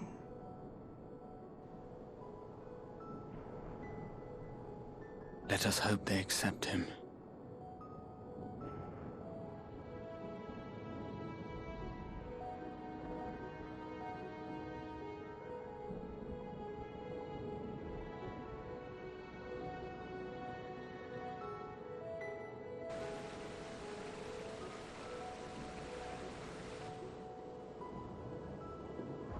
If I am hearing this right, you were the satrap all along? Vashan! I mean... Master Vitra... Does your divine eye really see all? Nay, child. While mine eye hath borne witness to the whole of our nation's history, to its future I am blind as thee. Countrymen, calamity the likes of which we have never known is come to Favnir, our home. Friends and loved ones have been taken from us. I, too, have lost my closest confidant. Ahewan loved this land and served it with dignity till his dying breath. A nobler satrap there will never be. For so long, I lacked the courage to face you. I will not easily earn your trust, this I know. And yet, I cannot sit idly by and abandon Razathan to her fate. A font of boundless vibrancy, this jewel of the ocean. Since time immemorial, as she glittered with every color imaginable. To this dragon, slumbering in his dark lair, 'twas a mesmerizing sight, and one that brought no end of joy to my heart. This calamity had stolen too much from you already, yet so long as you live, the light of Radzat will never be extinguished. I pray you let me watch over it, over you, and lend me your strength, that we might face this trial and those to come as one. I do not know you, dragon, but I thank you for speaking the truth to us. As divinities, both Manusha and Riga once joined together, so too do I believe that hand in hand, we can overcome this ordeal and welcome an era of peace.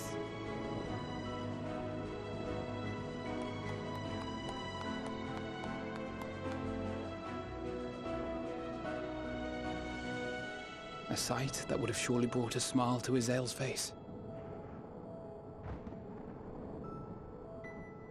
Indeed.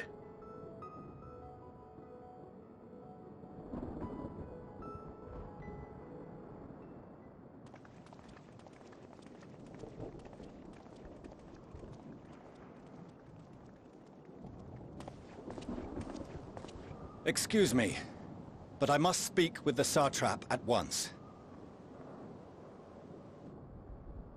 Father!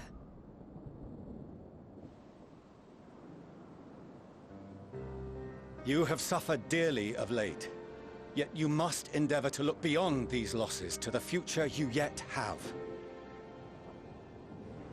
On behalf of the Forum of Sharlayan, I come with a proposal by which you, the people of Radzat might be saved. I say again, I must speak with your Satrap. I beseech you, take me to him with all possible haste. I am Satrap here. Speak thy proposal. All present shall hear and judge.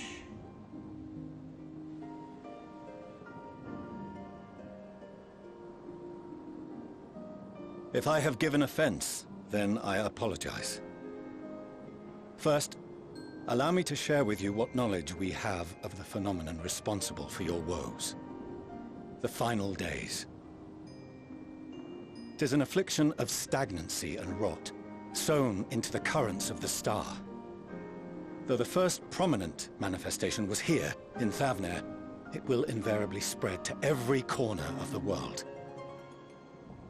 The Forum was forewarned of this apocalypse several centuries ago. Thenceforth, my predecessors sought to prepare for the end times in the only conceivable fashion, by securing a means of escape.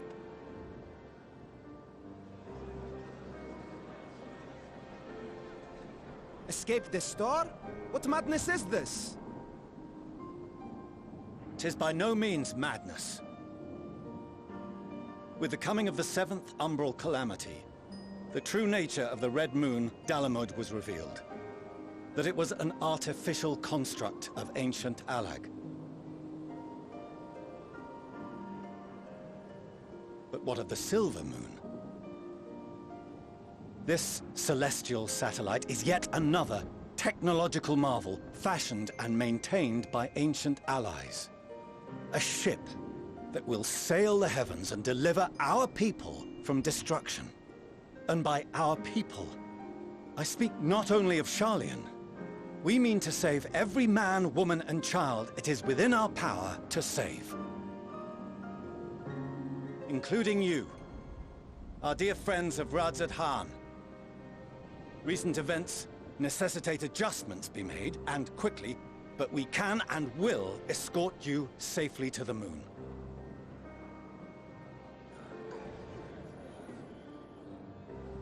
Long has thy Forum been allies to Thavnair.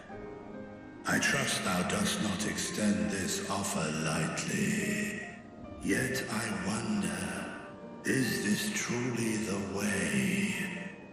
Is there a future to be built for us beyond this star our father deemed the last bastion of hope?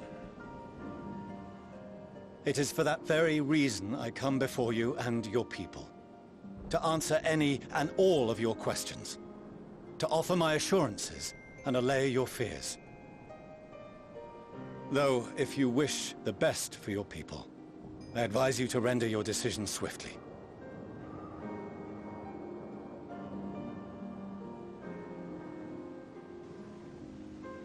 Show our friends to Megaduta. They are to be received as honored guests.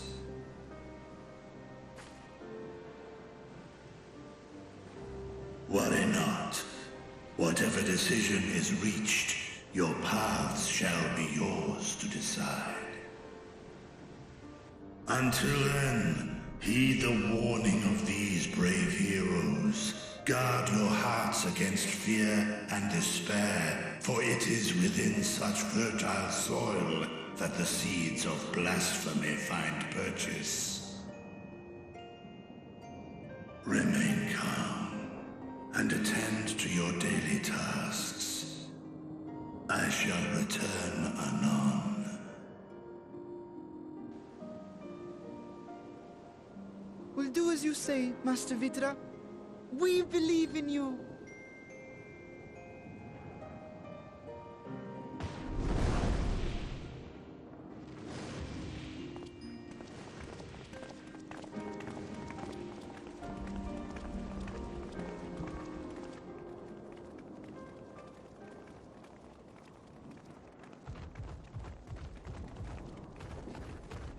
Oh, you're still here. What a relief.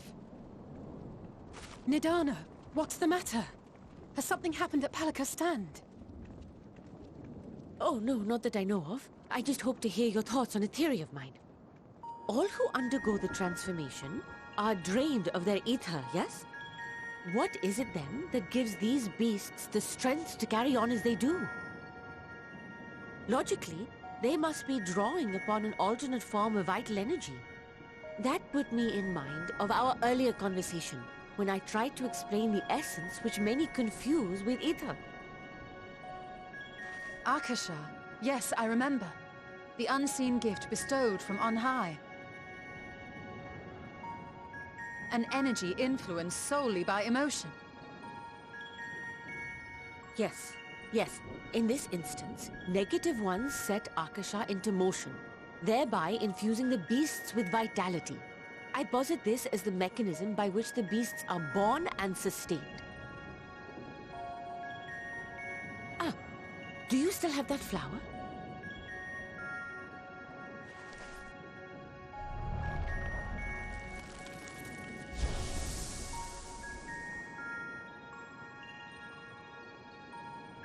If we accept that it once shone bright by drawing upon Akasha, influenced by the thoughts of those nearby, then fear, terror, despair, negative emotions so powerful as to suffocate it, permeated the air in this place.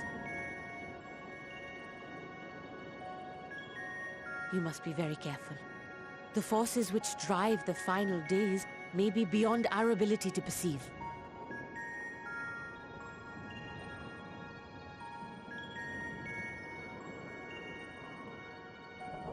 Sorry, I didn't mean to scare you like that. At any rate, I will continue my research into Akasha. Do temper your expectations, however. There are sadly few detailed studies upon which I may draw. Formulating a new theory as you have is itself no small feat. I wish you well in your endeavors, and pray you take care. Thank you. You stay safe as well, yes? Till next we meet. And we will meet again.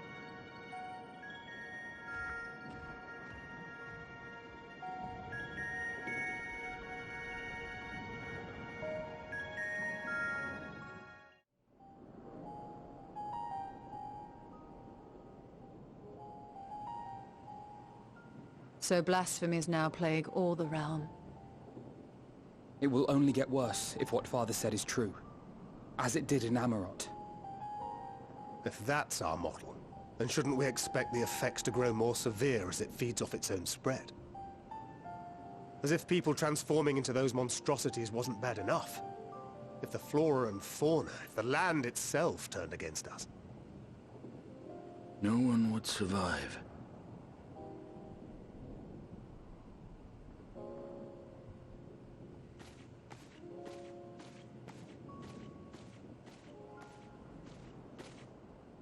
Here's your order, friend.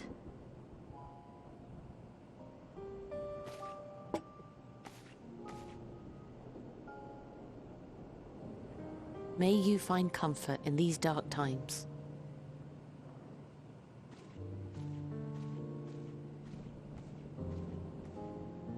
Where do we go from here?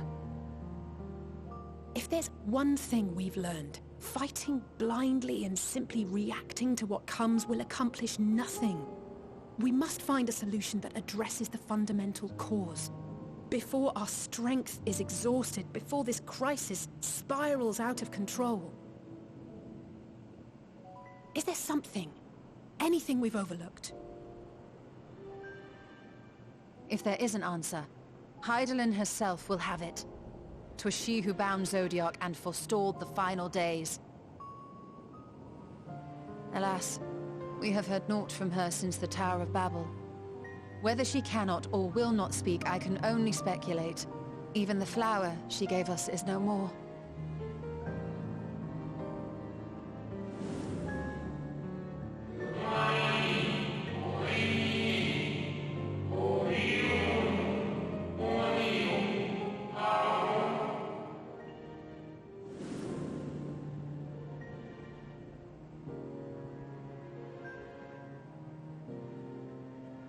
So advised the Watcher. But what could be the significance of that name? It is entirely unfamiliar to me. To me as well. It meant something to the ancients, though. In our time. Most surely. Yet I do not recall a single mention of it in the records of Anida. Another dead end. And quite literally. It's not as if there are any ancients living we could go and ask. Not alive as such, but not quite dead.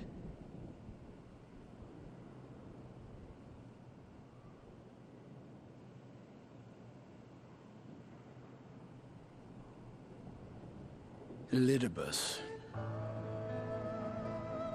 I sealed him in the white auricite of the Crystal Tower back on the first.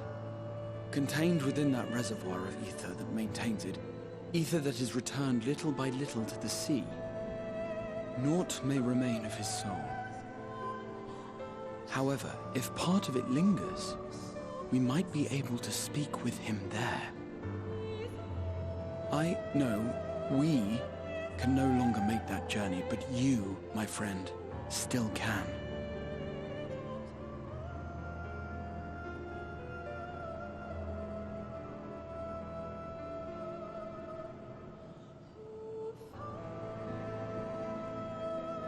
Yes, we can but act and hope for the best. If nothing else, should we learn the First is safe, we'll have that much more reason to keep fighting the good fight. That said, the odds are not in our favor, to say the least. Which is why we're fortunate to have Urianger up there on the moon, working hard to make all the necessary preparations for our departure, should it come to it. And why we have nothing to lose by staying the course till the last instant. Indeed. To the last, let us all do what we can. I will consult with Master Matoya and see if she knows of a way to reach Hydaelyn from the Ethereal Sea. And I will visit the nation's leaders and attempt to ascertain how far the final days have progressed elsewhere. Keep me abreast of your findings. I can seek out and slay the worst of the immediate threats, if only to slow the spread. Unease, terror, despair. Try as we might to suppress them, these emotions will return to harry us time and time again. But when they do, remember this. Your friends and loved ones are out there somewhere, sharing in your struggle. You are not alone.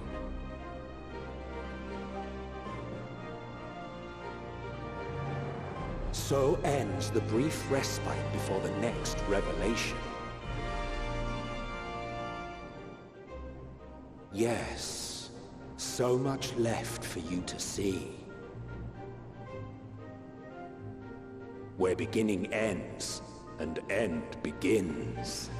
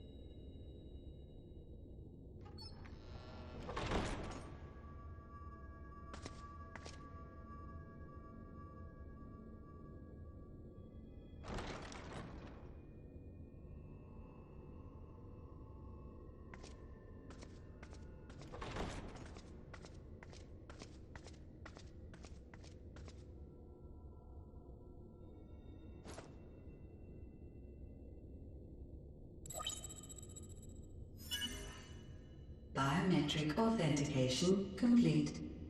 Please state your business.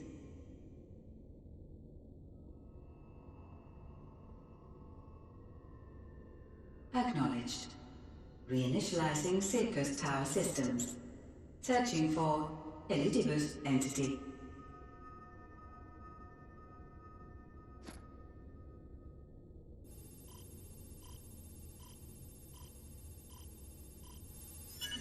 Target located in subterranean core power accumulator. Projecting image.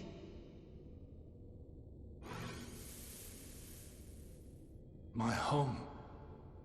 My friends. No more than a dream.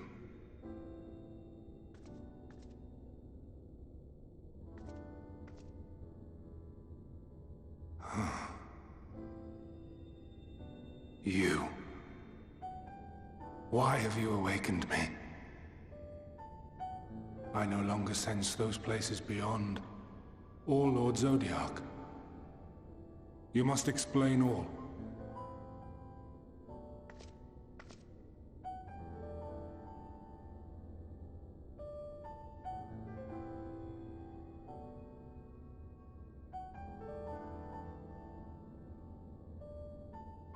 So, he is fallen, and my brethren's souls returned to the star.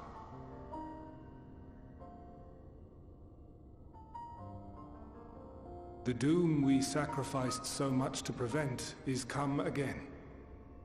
Old burdens now yours to bear.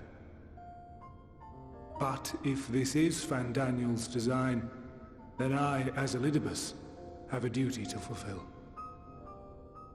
Your unsolicited act has restored to me some few memories of the Convocation. Such knowledge as I have, I will share.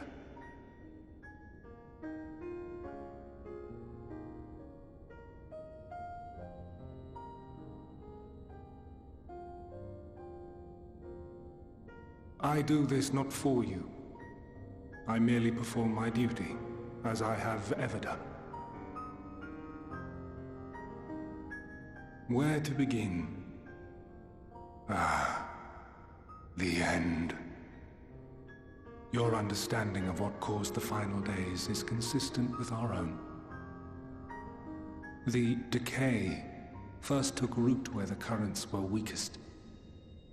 Yes, a conclusion drawn by him, Fandaniel. Not the him of here and now, but as I knew him, long, long ago. Having shed light upon the phenomenon, he dedicated himself to devising a countermeasure. Were it not for his knowledge of the Celestial, we would never have made the connection, and thence forestalled the final days. And though he inherited that noble soul, how different this last incarnation. So consumed by self-loathing and hate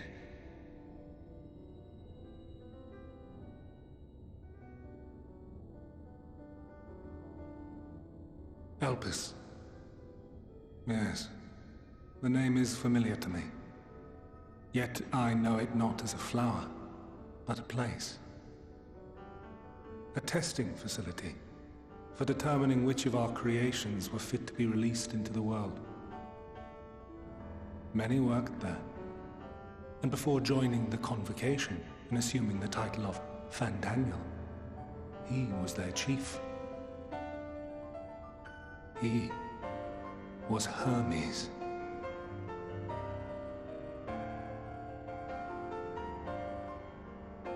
That is all I know. The crystals tell little of the lives the 14 led prior to their induction. Elpis itself would tell even less. Nary a ruin has survived.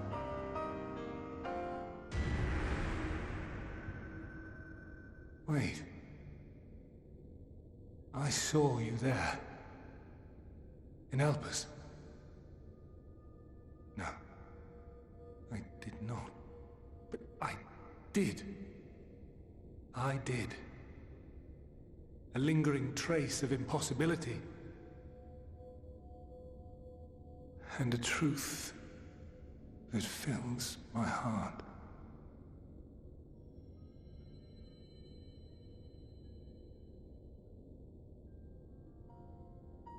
My memories remain clouded, I fear.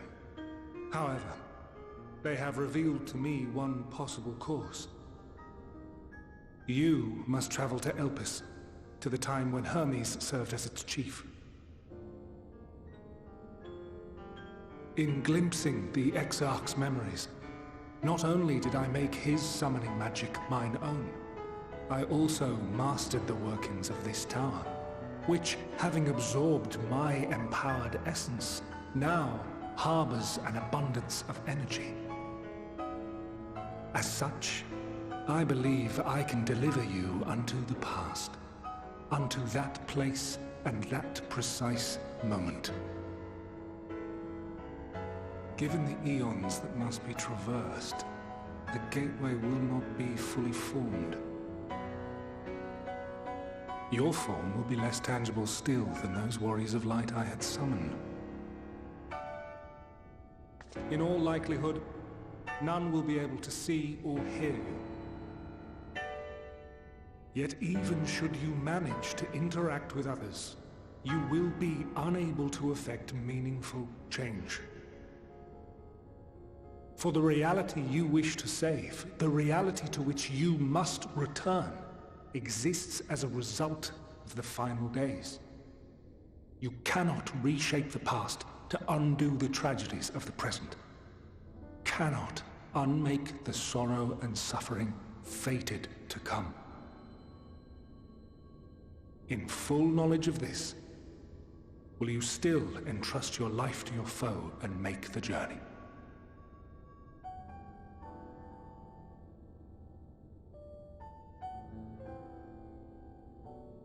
Very well.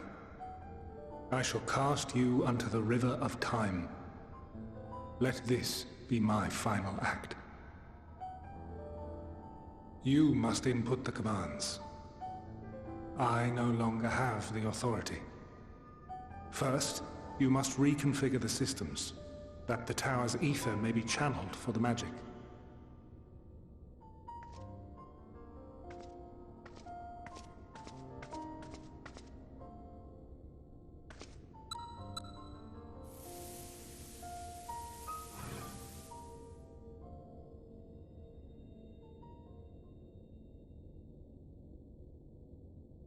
The preparations are complete. The gateway will soon open. Return at once to the Ocula.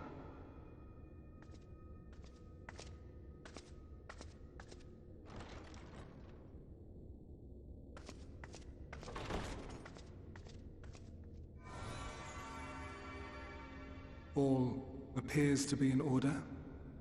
The ether flows unimpeded. The magic should consume every last mote of my essence. Why are you surprised? Did I not say that this will be my final act? Lord Zodiac is no more. There is nothing for me here. The ones I love and long to see again are waiting in that promised land, beyond memory and dream. Now go, warrior of light. Go, and do not look back.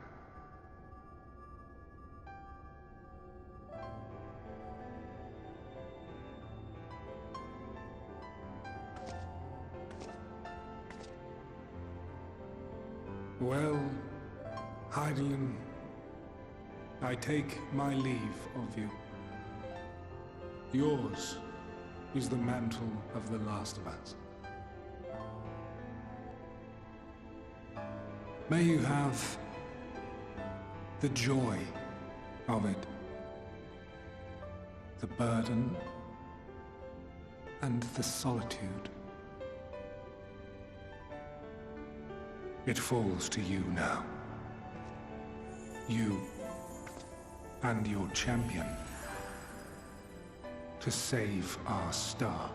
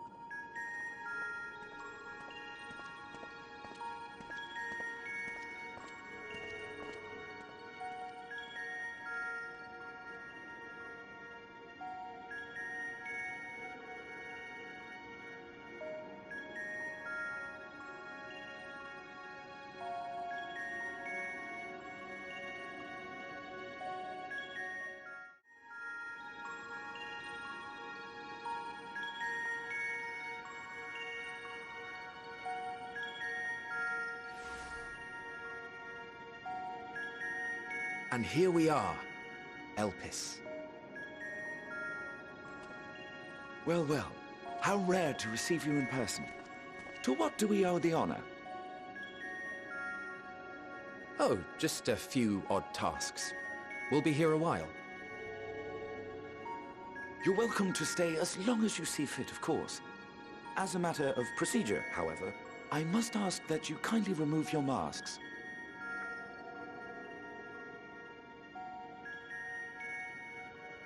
Come now. Is this truly necessary? Surely you can tell who we are. Who you are, perhaps, but I am far less infamous. Regardless, if we do not follow protocol, 'tis our hosts who would be held accountable. So, please, do favor us with your handsome face.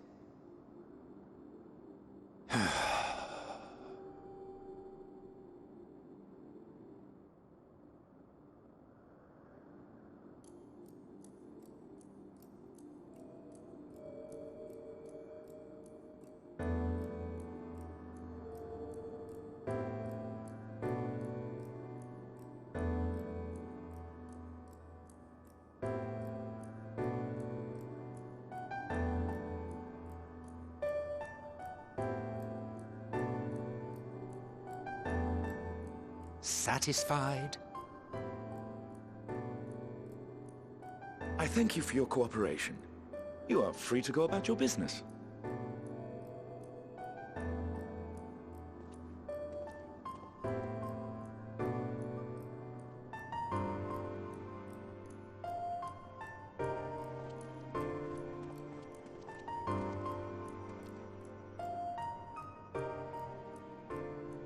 By the by, you see it too, yes?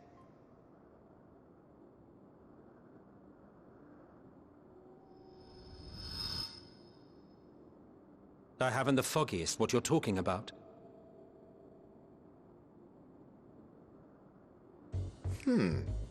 That's odd.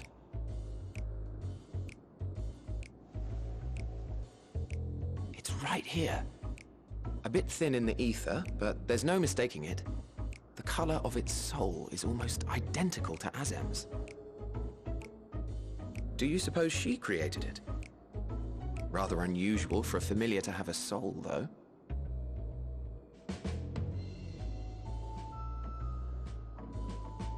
Don't ask me. All I know is that it's trouble. Doubly so if it's her spitting image. So let's leave it be. Come now.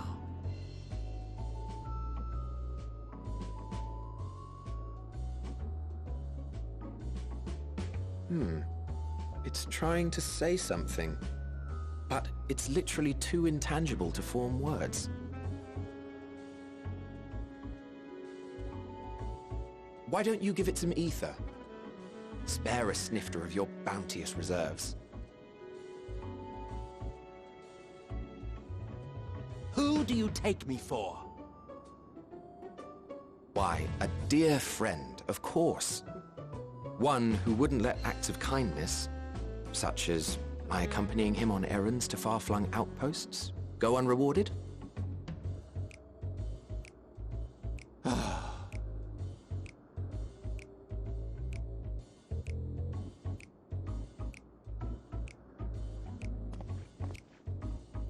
I suggest you close your eyes, or this may be unpleasant.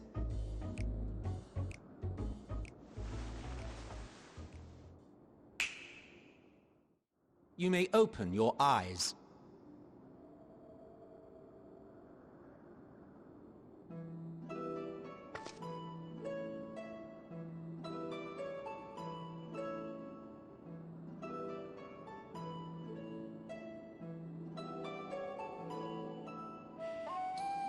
Oh, you even adjusted its size. The better to indulge your whim. This way, it will be easier to communicate. How very thoughtful of you. And may I applaud your artful reinforcement. Without further ado then. Greetings! I am Hythlodaeus, Chief of the Bureau of the Architect. Sulking beside me is the most honorable Emmett Selk of the Convocation of 14. And how might we address you, my new friend?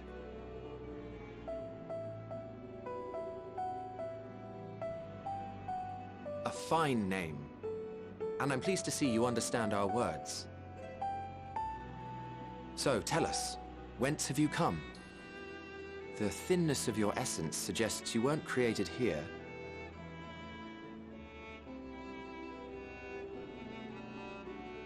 You do not know? Or cannot say? Allow me to ask a different question then. What brings you here?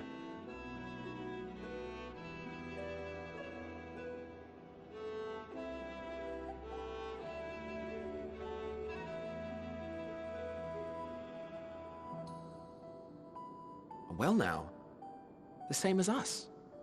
Perhaps Azim wished to come too, but had to settle for a familiar. If she truly wished to be here, then she would be. Right you are. My apologies if we've given offense. The two of us can discern the color of souls, you see, and yours happens to resemble that of a friend. And with your purpose matching our own besides, we jumped to a hasty conclusion. We are here to speak with Hermes, the chief overseer of this facility, which we also intend to tour in order to gain greater insight into the man's work. We, I say, though this is Emmett Selk's charge. I am here only to serve as his guide. And I should be happy to serve as yours as well, by way of an apology for the misunderstanding.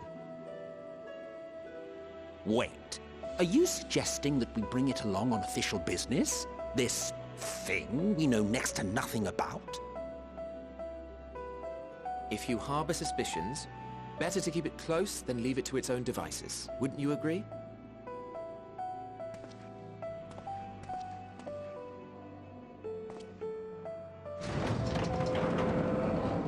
Besides, having a mysterious life form in tow is the norm rather than the exception here.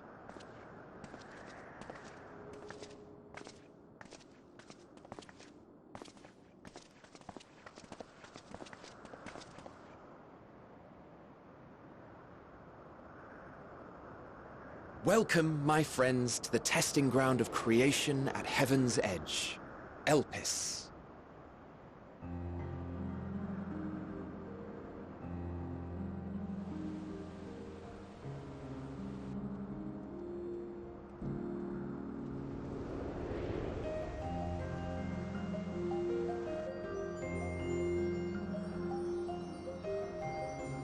This presence.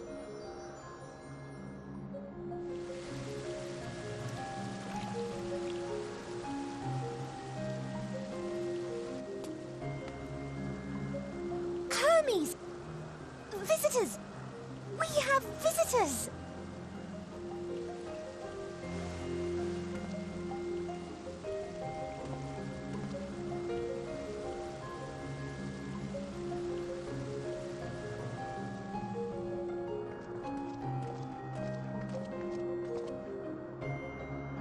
What secrets are you hiding, I wonder?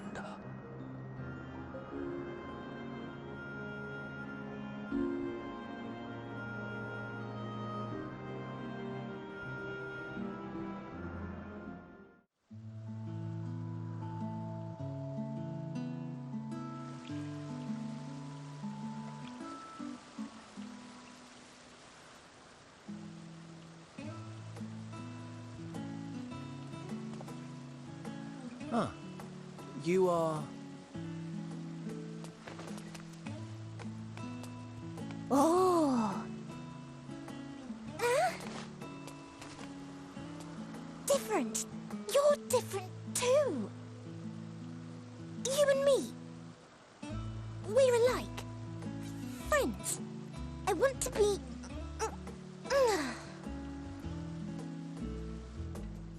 Wait. Please. Wait.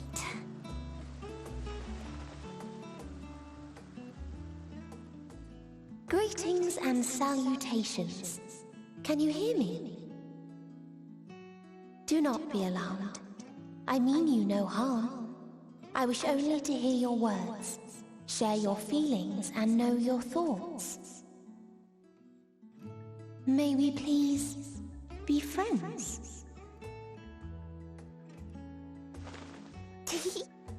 May we please be friends?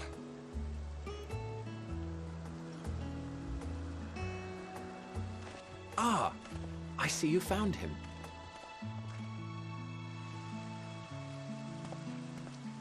It's Ladeus. It's been a while. Too long, I think. Too long indeed for close collaborators. On this blessed occasion, I bring not only myself, but others who long to speak with you.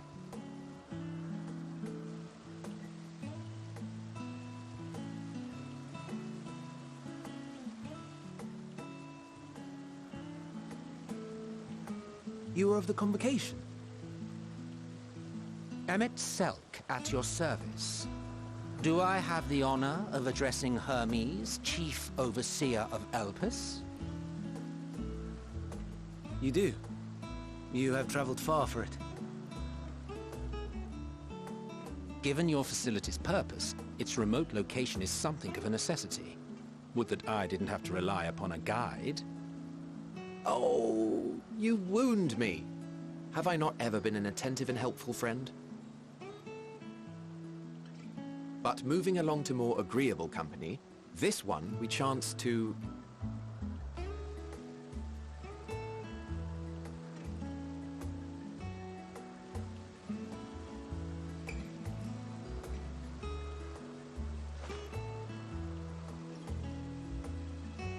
Well, you certainly have her attention. Is she one of yours, Hermes?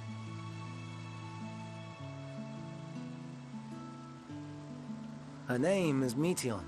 It means shooting star.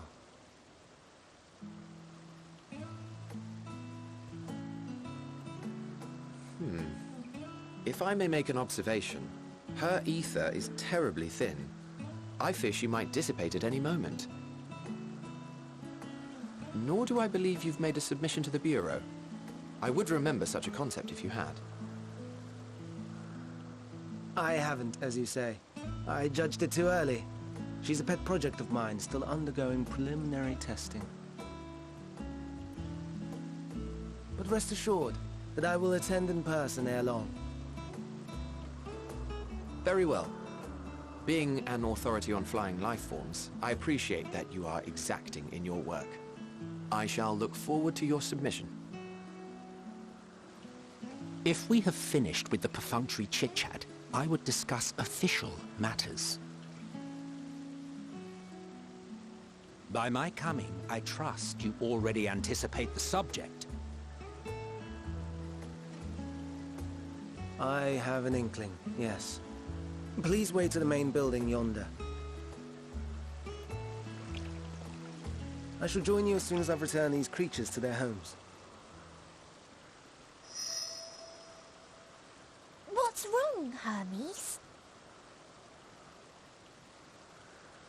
The Namastoma is missing.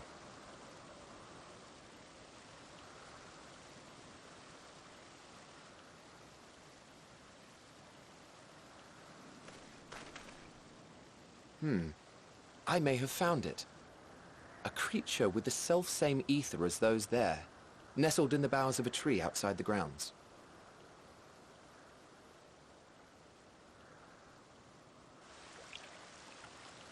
You're saying they can climb, with their sorry excuses for limbs?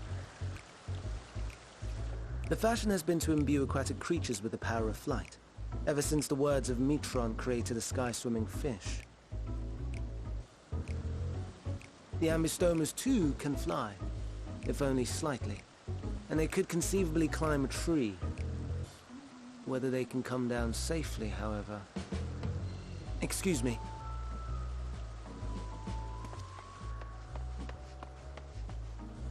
I'll help, too!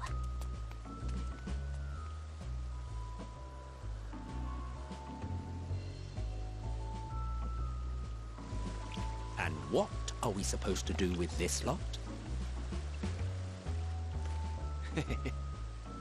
May I suggest we split up? If you would be so good as to assist Hermes, Emmett Selk and I shall keep an eye on these adorable creations in the meantime.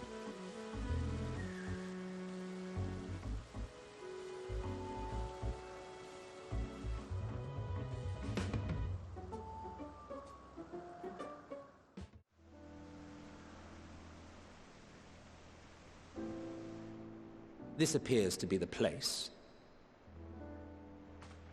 And here is where we part ways.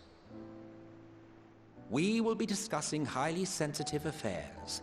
Only a select few may be privy to such knowledge, and that does not include someone who cannot or will not divulge their origins.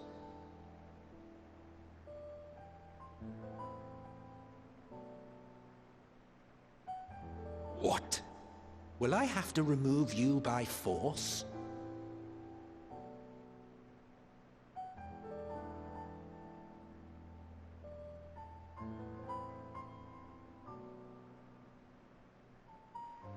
Yes, I'm sure your business with Hermes is quite pressing. You may speak with him to your heart's content after ours is concluded. I do not object to her attendance.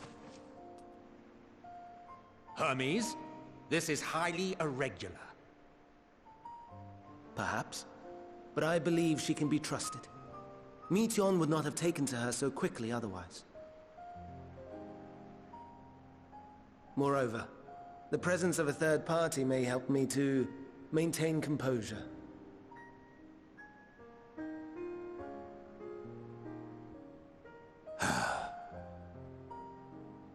As you wish, then. Behave yourself, do you hear?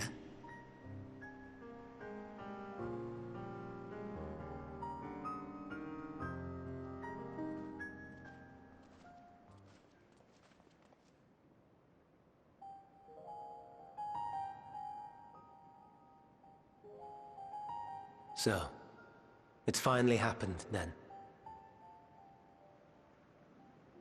Aye. Van Daniel has declared his intention to step down, and named you as his preferred successor.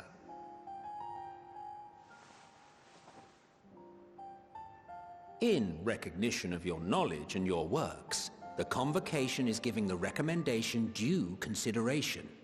As one who does not know you personally, I am to use my impartial eye to take your measure. And above all else, to ascertain your disposition towards the invitation.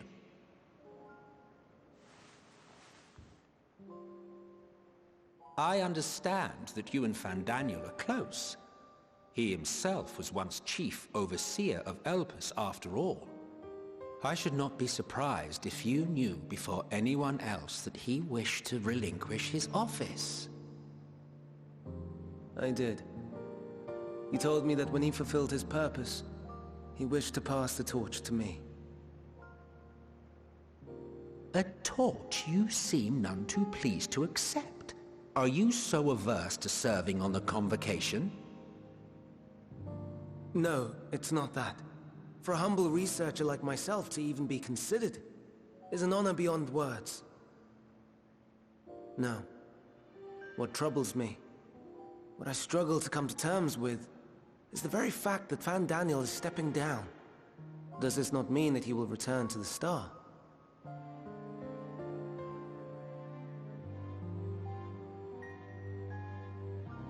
Of his own volition, yes, like so many others have before him. Return to the Star? Does that mean die? Well now, that's not a word I hear often. Is that what you say here in Elpis? Mankind is the life of Aetheris. Each of us, a drop of blood flowing through its veins, bearing sustenance. In our finite time upon it, 'tis our duty to make it a better place, that all who call it home, now and in future, may abide in happiness. To that end, we have dedicated ourselves to the pursuit of enlightened creation. And by our efforts did we transform this once untamed wilderness into the peaceful paradise you enjoy today. To return to the Star whence we came is a privilege afforded to we who have so loved and nurtured it. A choice embraced by those who have lived their lives to the fullest, in service to our world. And when they depart upon this journey, it is beautiful, always. The 14 are no exception. 'Tis believed no occasion is more felicitous than the fulfillment of one's duty. Our office becomes our lives, and to retire is to return, or so the majority of us hold. Some few have elected to eschew custom.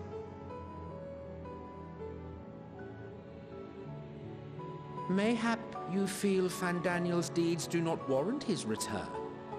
Yet you should know his accomplishments as well as any. During his time, he conceived of countless outstanding concepts.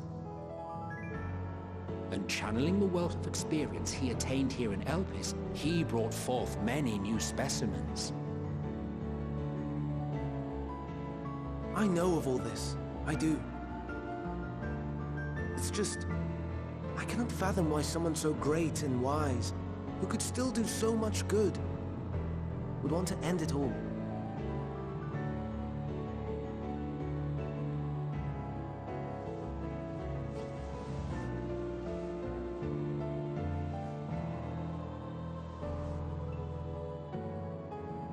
Oh no.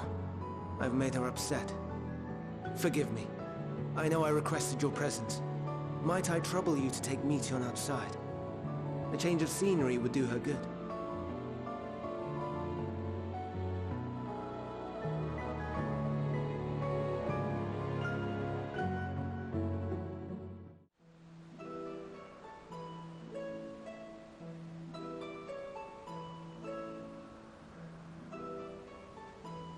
Amazing, is it not?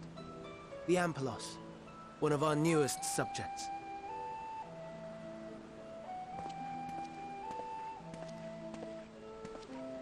So, how are we coming along?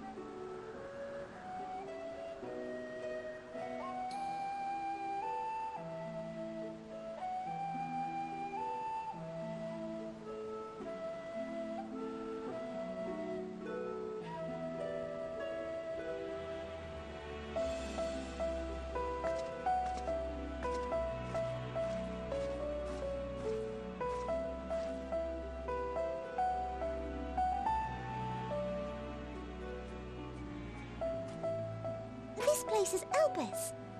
Those flowers. Elpis. Entelekis. Like me.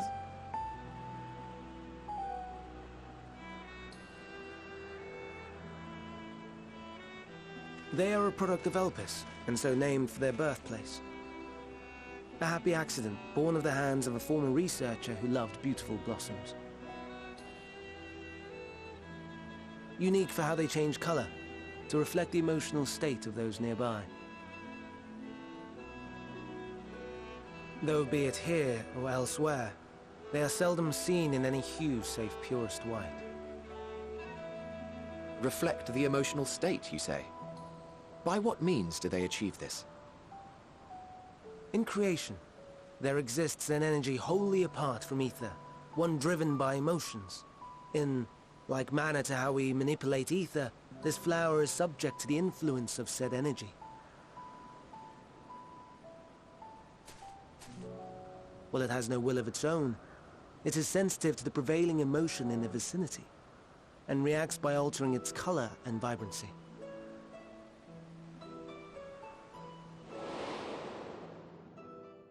Akasha? It is one of the unseen energies defined by Harnish alchemical theory. Though a gross oversimplification, some describe it as an essence influenced by feeling.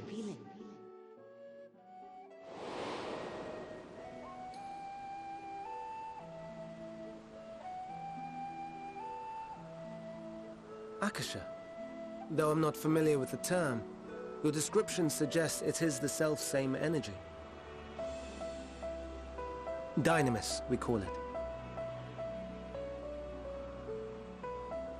And those entities like the Elpis flower that have the ability to interact with this energy, converting emotions into tangible phenomena, are Entelekis.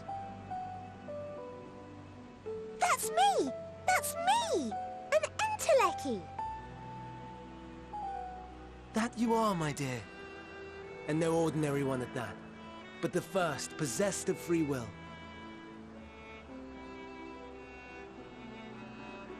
Wait! A form of energy other than ether? Dynamis? I've never heard of such a thing. Hardly surprising. Dynamis cannot be seen, much less felt. And though its existence has long been theorized, we had no proof until the flower's serendipitous creation. What's more, Dynamis is far weaker than ether. Under normal circumstances, its effects are drowned out by the latter, on account of which, beings comprised of and reliant upon the ether, like you and I, are unable to make practical use of Dynamis. 'Tis a truly esoteric thing, known to but a select few scholars. Intriguing. Then, given the limitations you described, why create Meteon?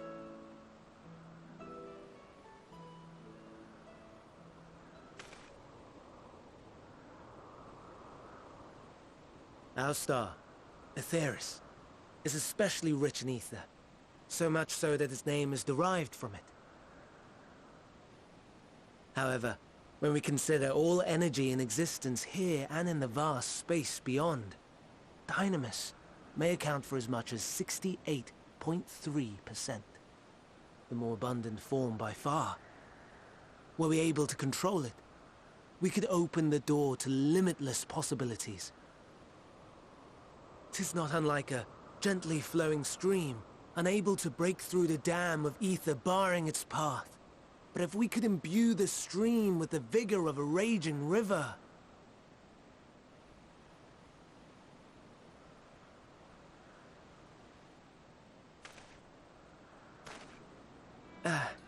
Not that I have such grand ambitions. Nay. I merely wish to create a being that could traverse the great expanse.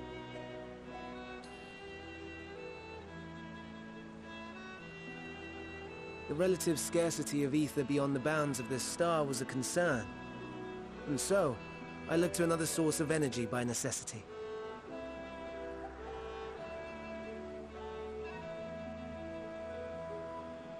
That being Dynamis. No wonder her ether is so thin. Precisely. Yours is thin too. Like an entelechy. Like me. So... are we the same? Entelecchies.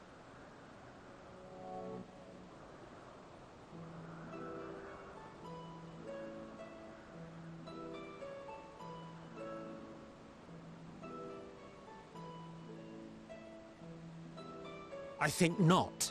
Your nature remains a mystery, but ere I reinforced you, you appeared to be little more than a common familiar, and a faded one at that. A deficit of ether alone does not an entelechy make. It would, however, make it easier for you to interact with Dynamis. And limited though its influence may be, this quality could prove the difference between victory and defeat. You do well not to underestimate it.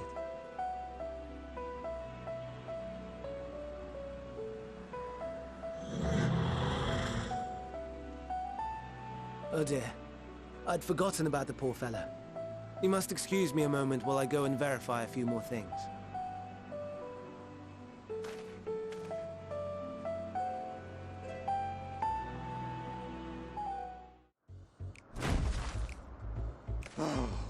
No, no, no. You are not foisting this nonsense on me.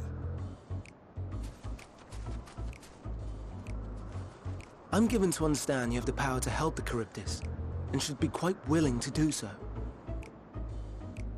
And so I appeal to your better nature, most benevolent Emet-Selch. Please teach her to fly. Or else Hermes will transform. Right now. Now, there's no need to go quite that far. Altruism is its own reward, as I'm sure he would agree. Oh, would he now? And who contrived to put me in this position, pray tell? Nothing so devious. I merely suggested a possible course of action.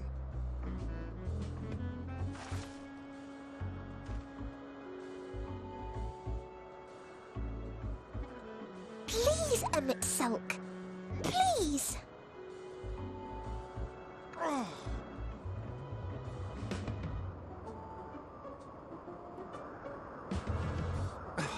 I did not come all this way to play nursemaid to your creations. I'd thank you to remember this favor, and let it be the last.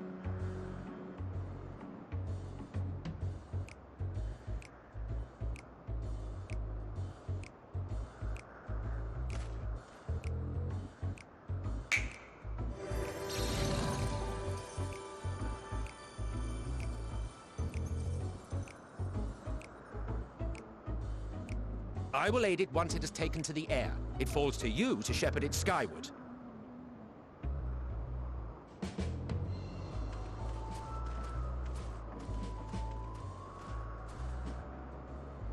Well, let's relax and enjoy the spectacle, shall we?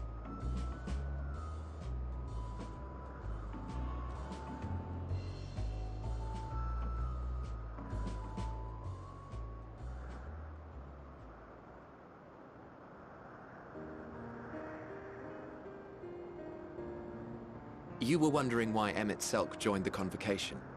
Truth be told, he wasn't the first choice for the office.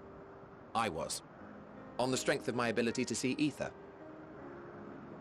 But I declined the offer. For though my vision is exceptional, I am pedestrian in all other aspects. Worse even, quite abysmal when it comes to manipulating ether, for example. Couldn't transform even if I had a mind to do so. What good is the ability to perceive a problem if one cannot act to address it? Emmett Selk has no such shortcomings. He excels in vision and manipulation both, the latter to an extraordinary degree. If there is a mage more powerful, I do not know of them.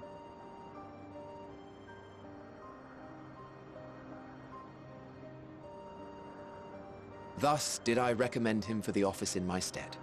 And I wasn't the only one. Far from it. Countless others vouched for his skill and character. People the world over, to whom he had previously lent a helping hand. Oh, how surprised he was. Claimed he hadn't done anything remarkable for anyone. Modest to a fault. He deserved every bit of acclaim he received. Yet he may well have gone unappreciated were it not for a mutual friend. A singular soul who can't help but involve herself in the business of others. Where she walks, excitement is certain to follow. Her antics irritate Emmett Selk to no end. But much of his grumbling stems from genuine concern. When our friend calls, he never fails to answer and lend his talents. And in the course of doing so, he himself came to be recognized and respected by those around him. They are truly remarkable individuals, and I'm proud to call them friends. To help them realize their dreams. This will be my greatest contribution to our world. And when they have fulfilled their respective purposes, so too shall I have fulfilled mine, and together we may return to the star. Look at me, spilling my innermost secrets. I can't seem to help it with you. I can only assume it is due to the color of your soul. I just don't understand how you can be so alike and yet so different. Well done, my pet. Well done!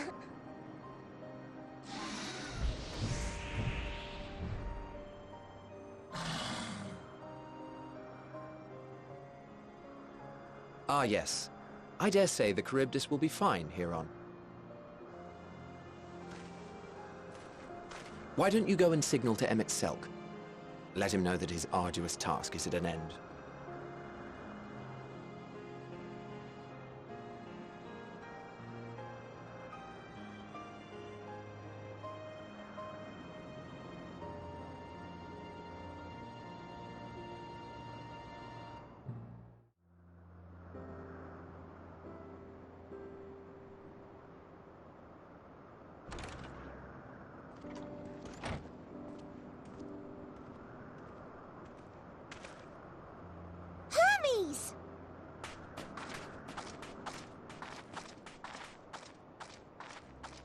Oh.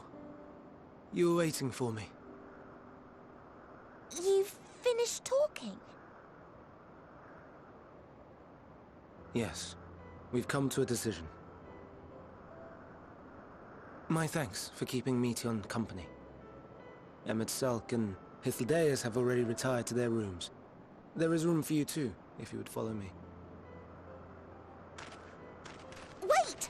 I want to show you something first.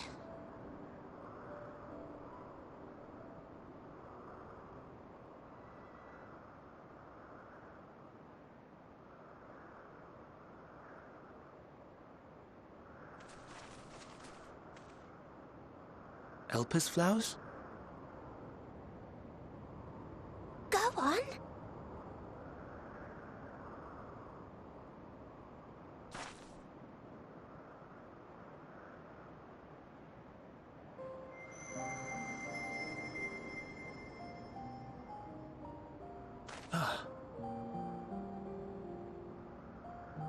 You're not the only one, Hermes. Others feel sad too. You're not alone.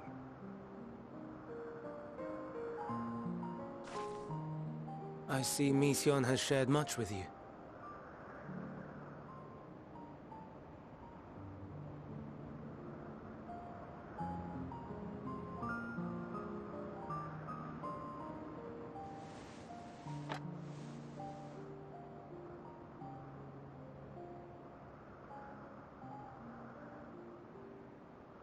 May we talk a moment?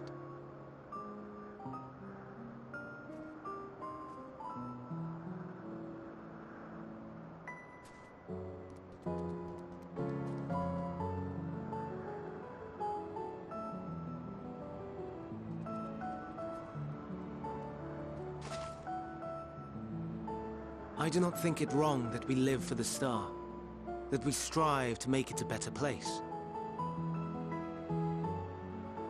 And yet, in carrying out my duties here, there are times when I am plagued by doubt. Do you recall what Hythlodaeus said, when we first spoke of my nomination? Death is the privilege of those who have fulfilled their purpose, a choice they embrace of their own free will. And when they depart, it is always beautiful. Perhaps it is, but only for man.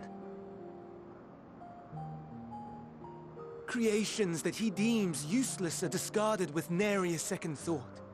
Some scarcely born into the world, afforded a handful of breaths before life and potential are abruptly extinguished. We make an effort to spare them the pain. They sense what awaits. Rage and anguish and cower and fear. And it is not beautiful. Yet no one cares. No one. So fixated are we upon the duty that we do not pause to question the method. Pain and suffering, confusion and despair, writ plain in the eyes of those poor creatures. Yet no one sees. We turn a blind eye and carry on in blissful ignorance. Nor to miss. And always, always the blossoms shine pure and white. A contradiction so blatant I could scream, want to scream. How can you all accept this aberration? Then I wonder, am I the aberration for thinking thus? And I am filled with dread. But now I know I'm not alone. Not the only one for whom the flowers weep. I won't ask what you thought as you kneeled beside the Alpes, or if you only did it at Meteon's insistence. Nevertheless, I thank you. To know that you too have experienced suffering is a comfort.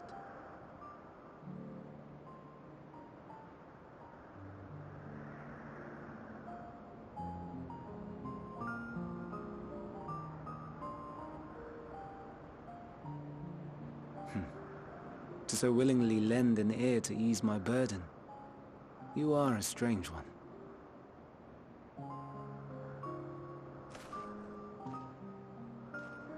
The stars in the heavens. Know you what they are? Though it is too far to tell, each glittering light could be a world not unlike Aetheris. A world filled with life. So many stars, so many lives. For us, there may be no higher purpose than to live for our world. But what of the other living beings out there? What is it that gives their lives meaning? That drives them day after day after day? To pose that question to our undiscovered cousins, I created beings of dynamis, who can traverse the vast emptiness between the stars. Meteon and her sisters. Aye, sisters. She has a great many of them, and they have already departed on their journey. traveling to one star and then the next in search of life. As one might expect, exploration on such a grand scale is rife with difficulties, and thus far I've naught to show for it. But I have faith that we will make some manner of discovery ere long. And when we do, I should be glad to share our findings with you, in gratitude for your kindness.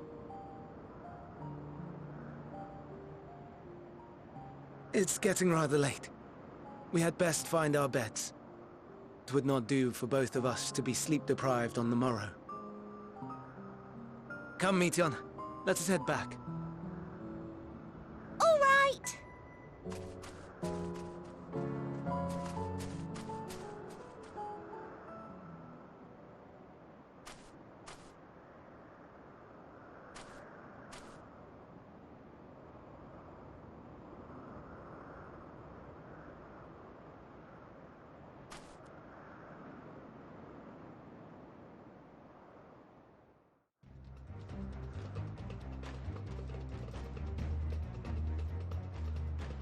Now.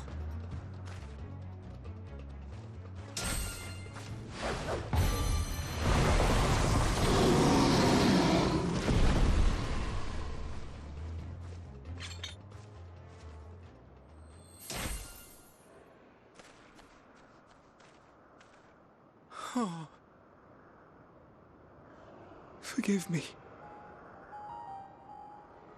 Please, forgive me. May you and your kin find peace. Wherever your souls may drift in the underworld, may you find tranquil seas.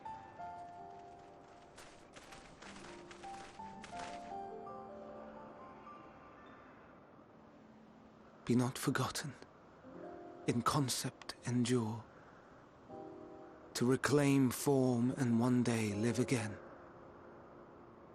Serve not the star, or any purpose save your own.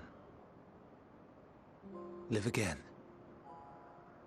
if that be your desire.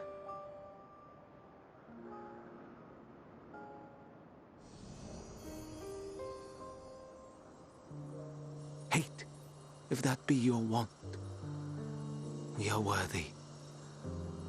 But leave your suffering behind. Lay down your burdens, be born anew. Fly high, fly free.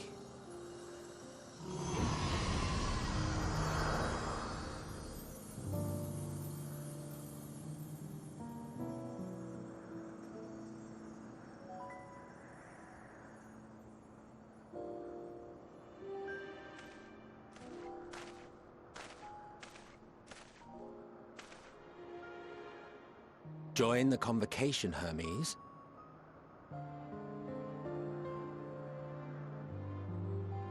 You do not belong here.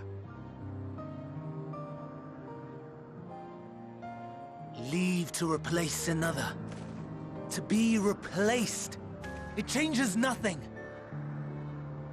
Tell me, do you think it right that we sacrifice all these lives for the sake of the star? And when the star has reached perfection, what then? If all who are satisfied choose to die, shall we all die in satisfaction?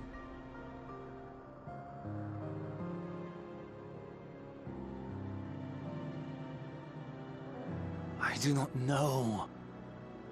Were I to take up the seat of Fandaniel, it would be tantamount to approving my predecessor's death. I do not know if it is right. And to be torn by such thoughts. I do not know if I am fit to represent mankind. Hermes! Please don't be angry.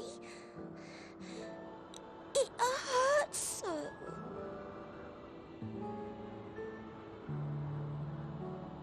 Forgive me. If you would still consider me in spite of everything, I beg some time to gather my thoughts. Meanwhile, Hythlodaeus, I fear I must trouble you to attend to the others. 'Tis no trouble at all. Take as long as you require.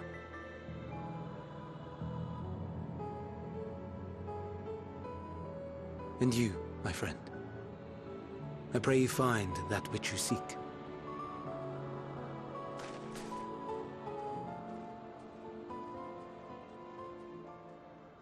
I expect we have some few matters to discuss. Shall we return to the 12 Wonders for a time? Aye.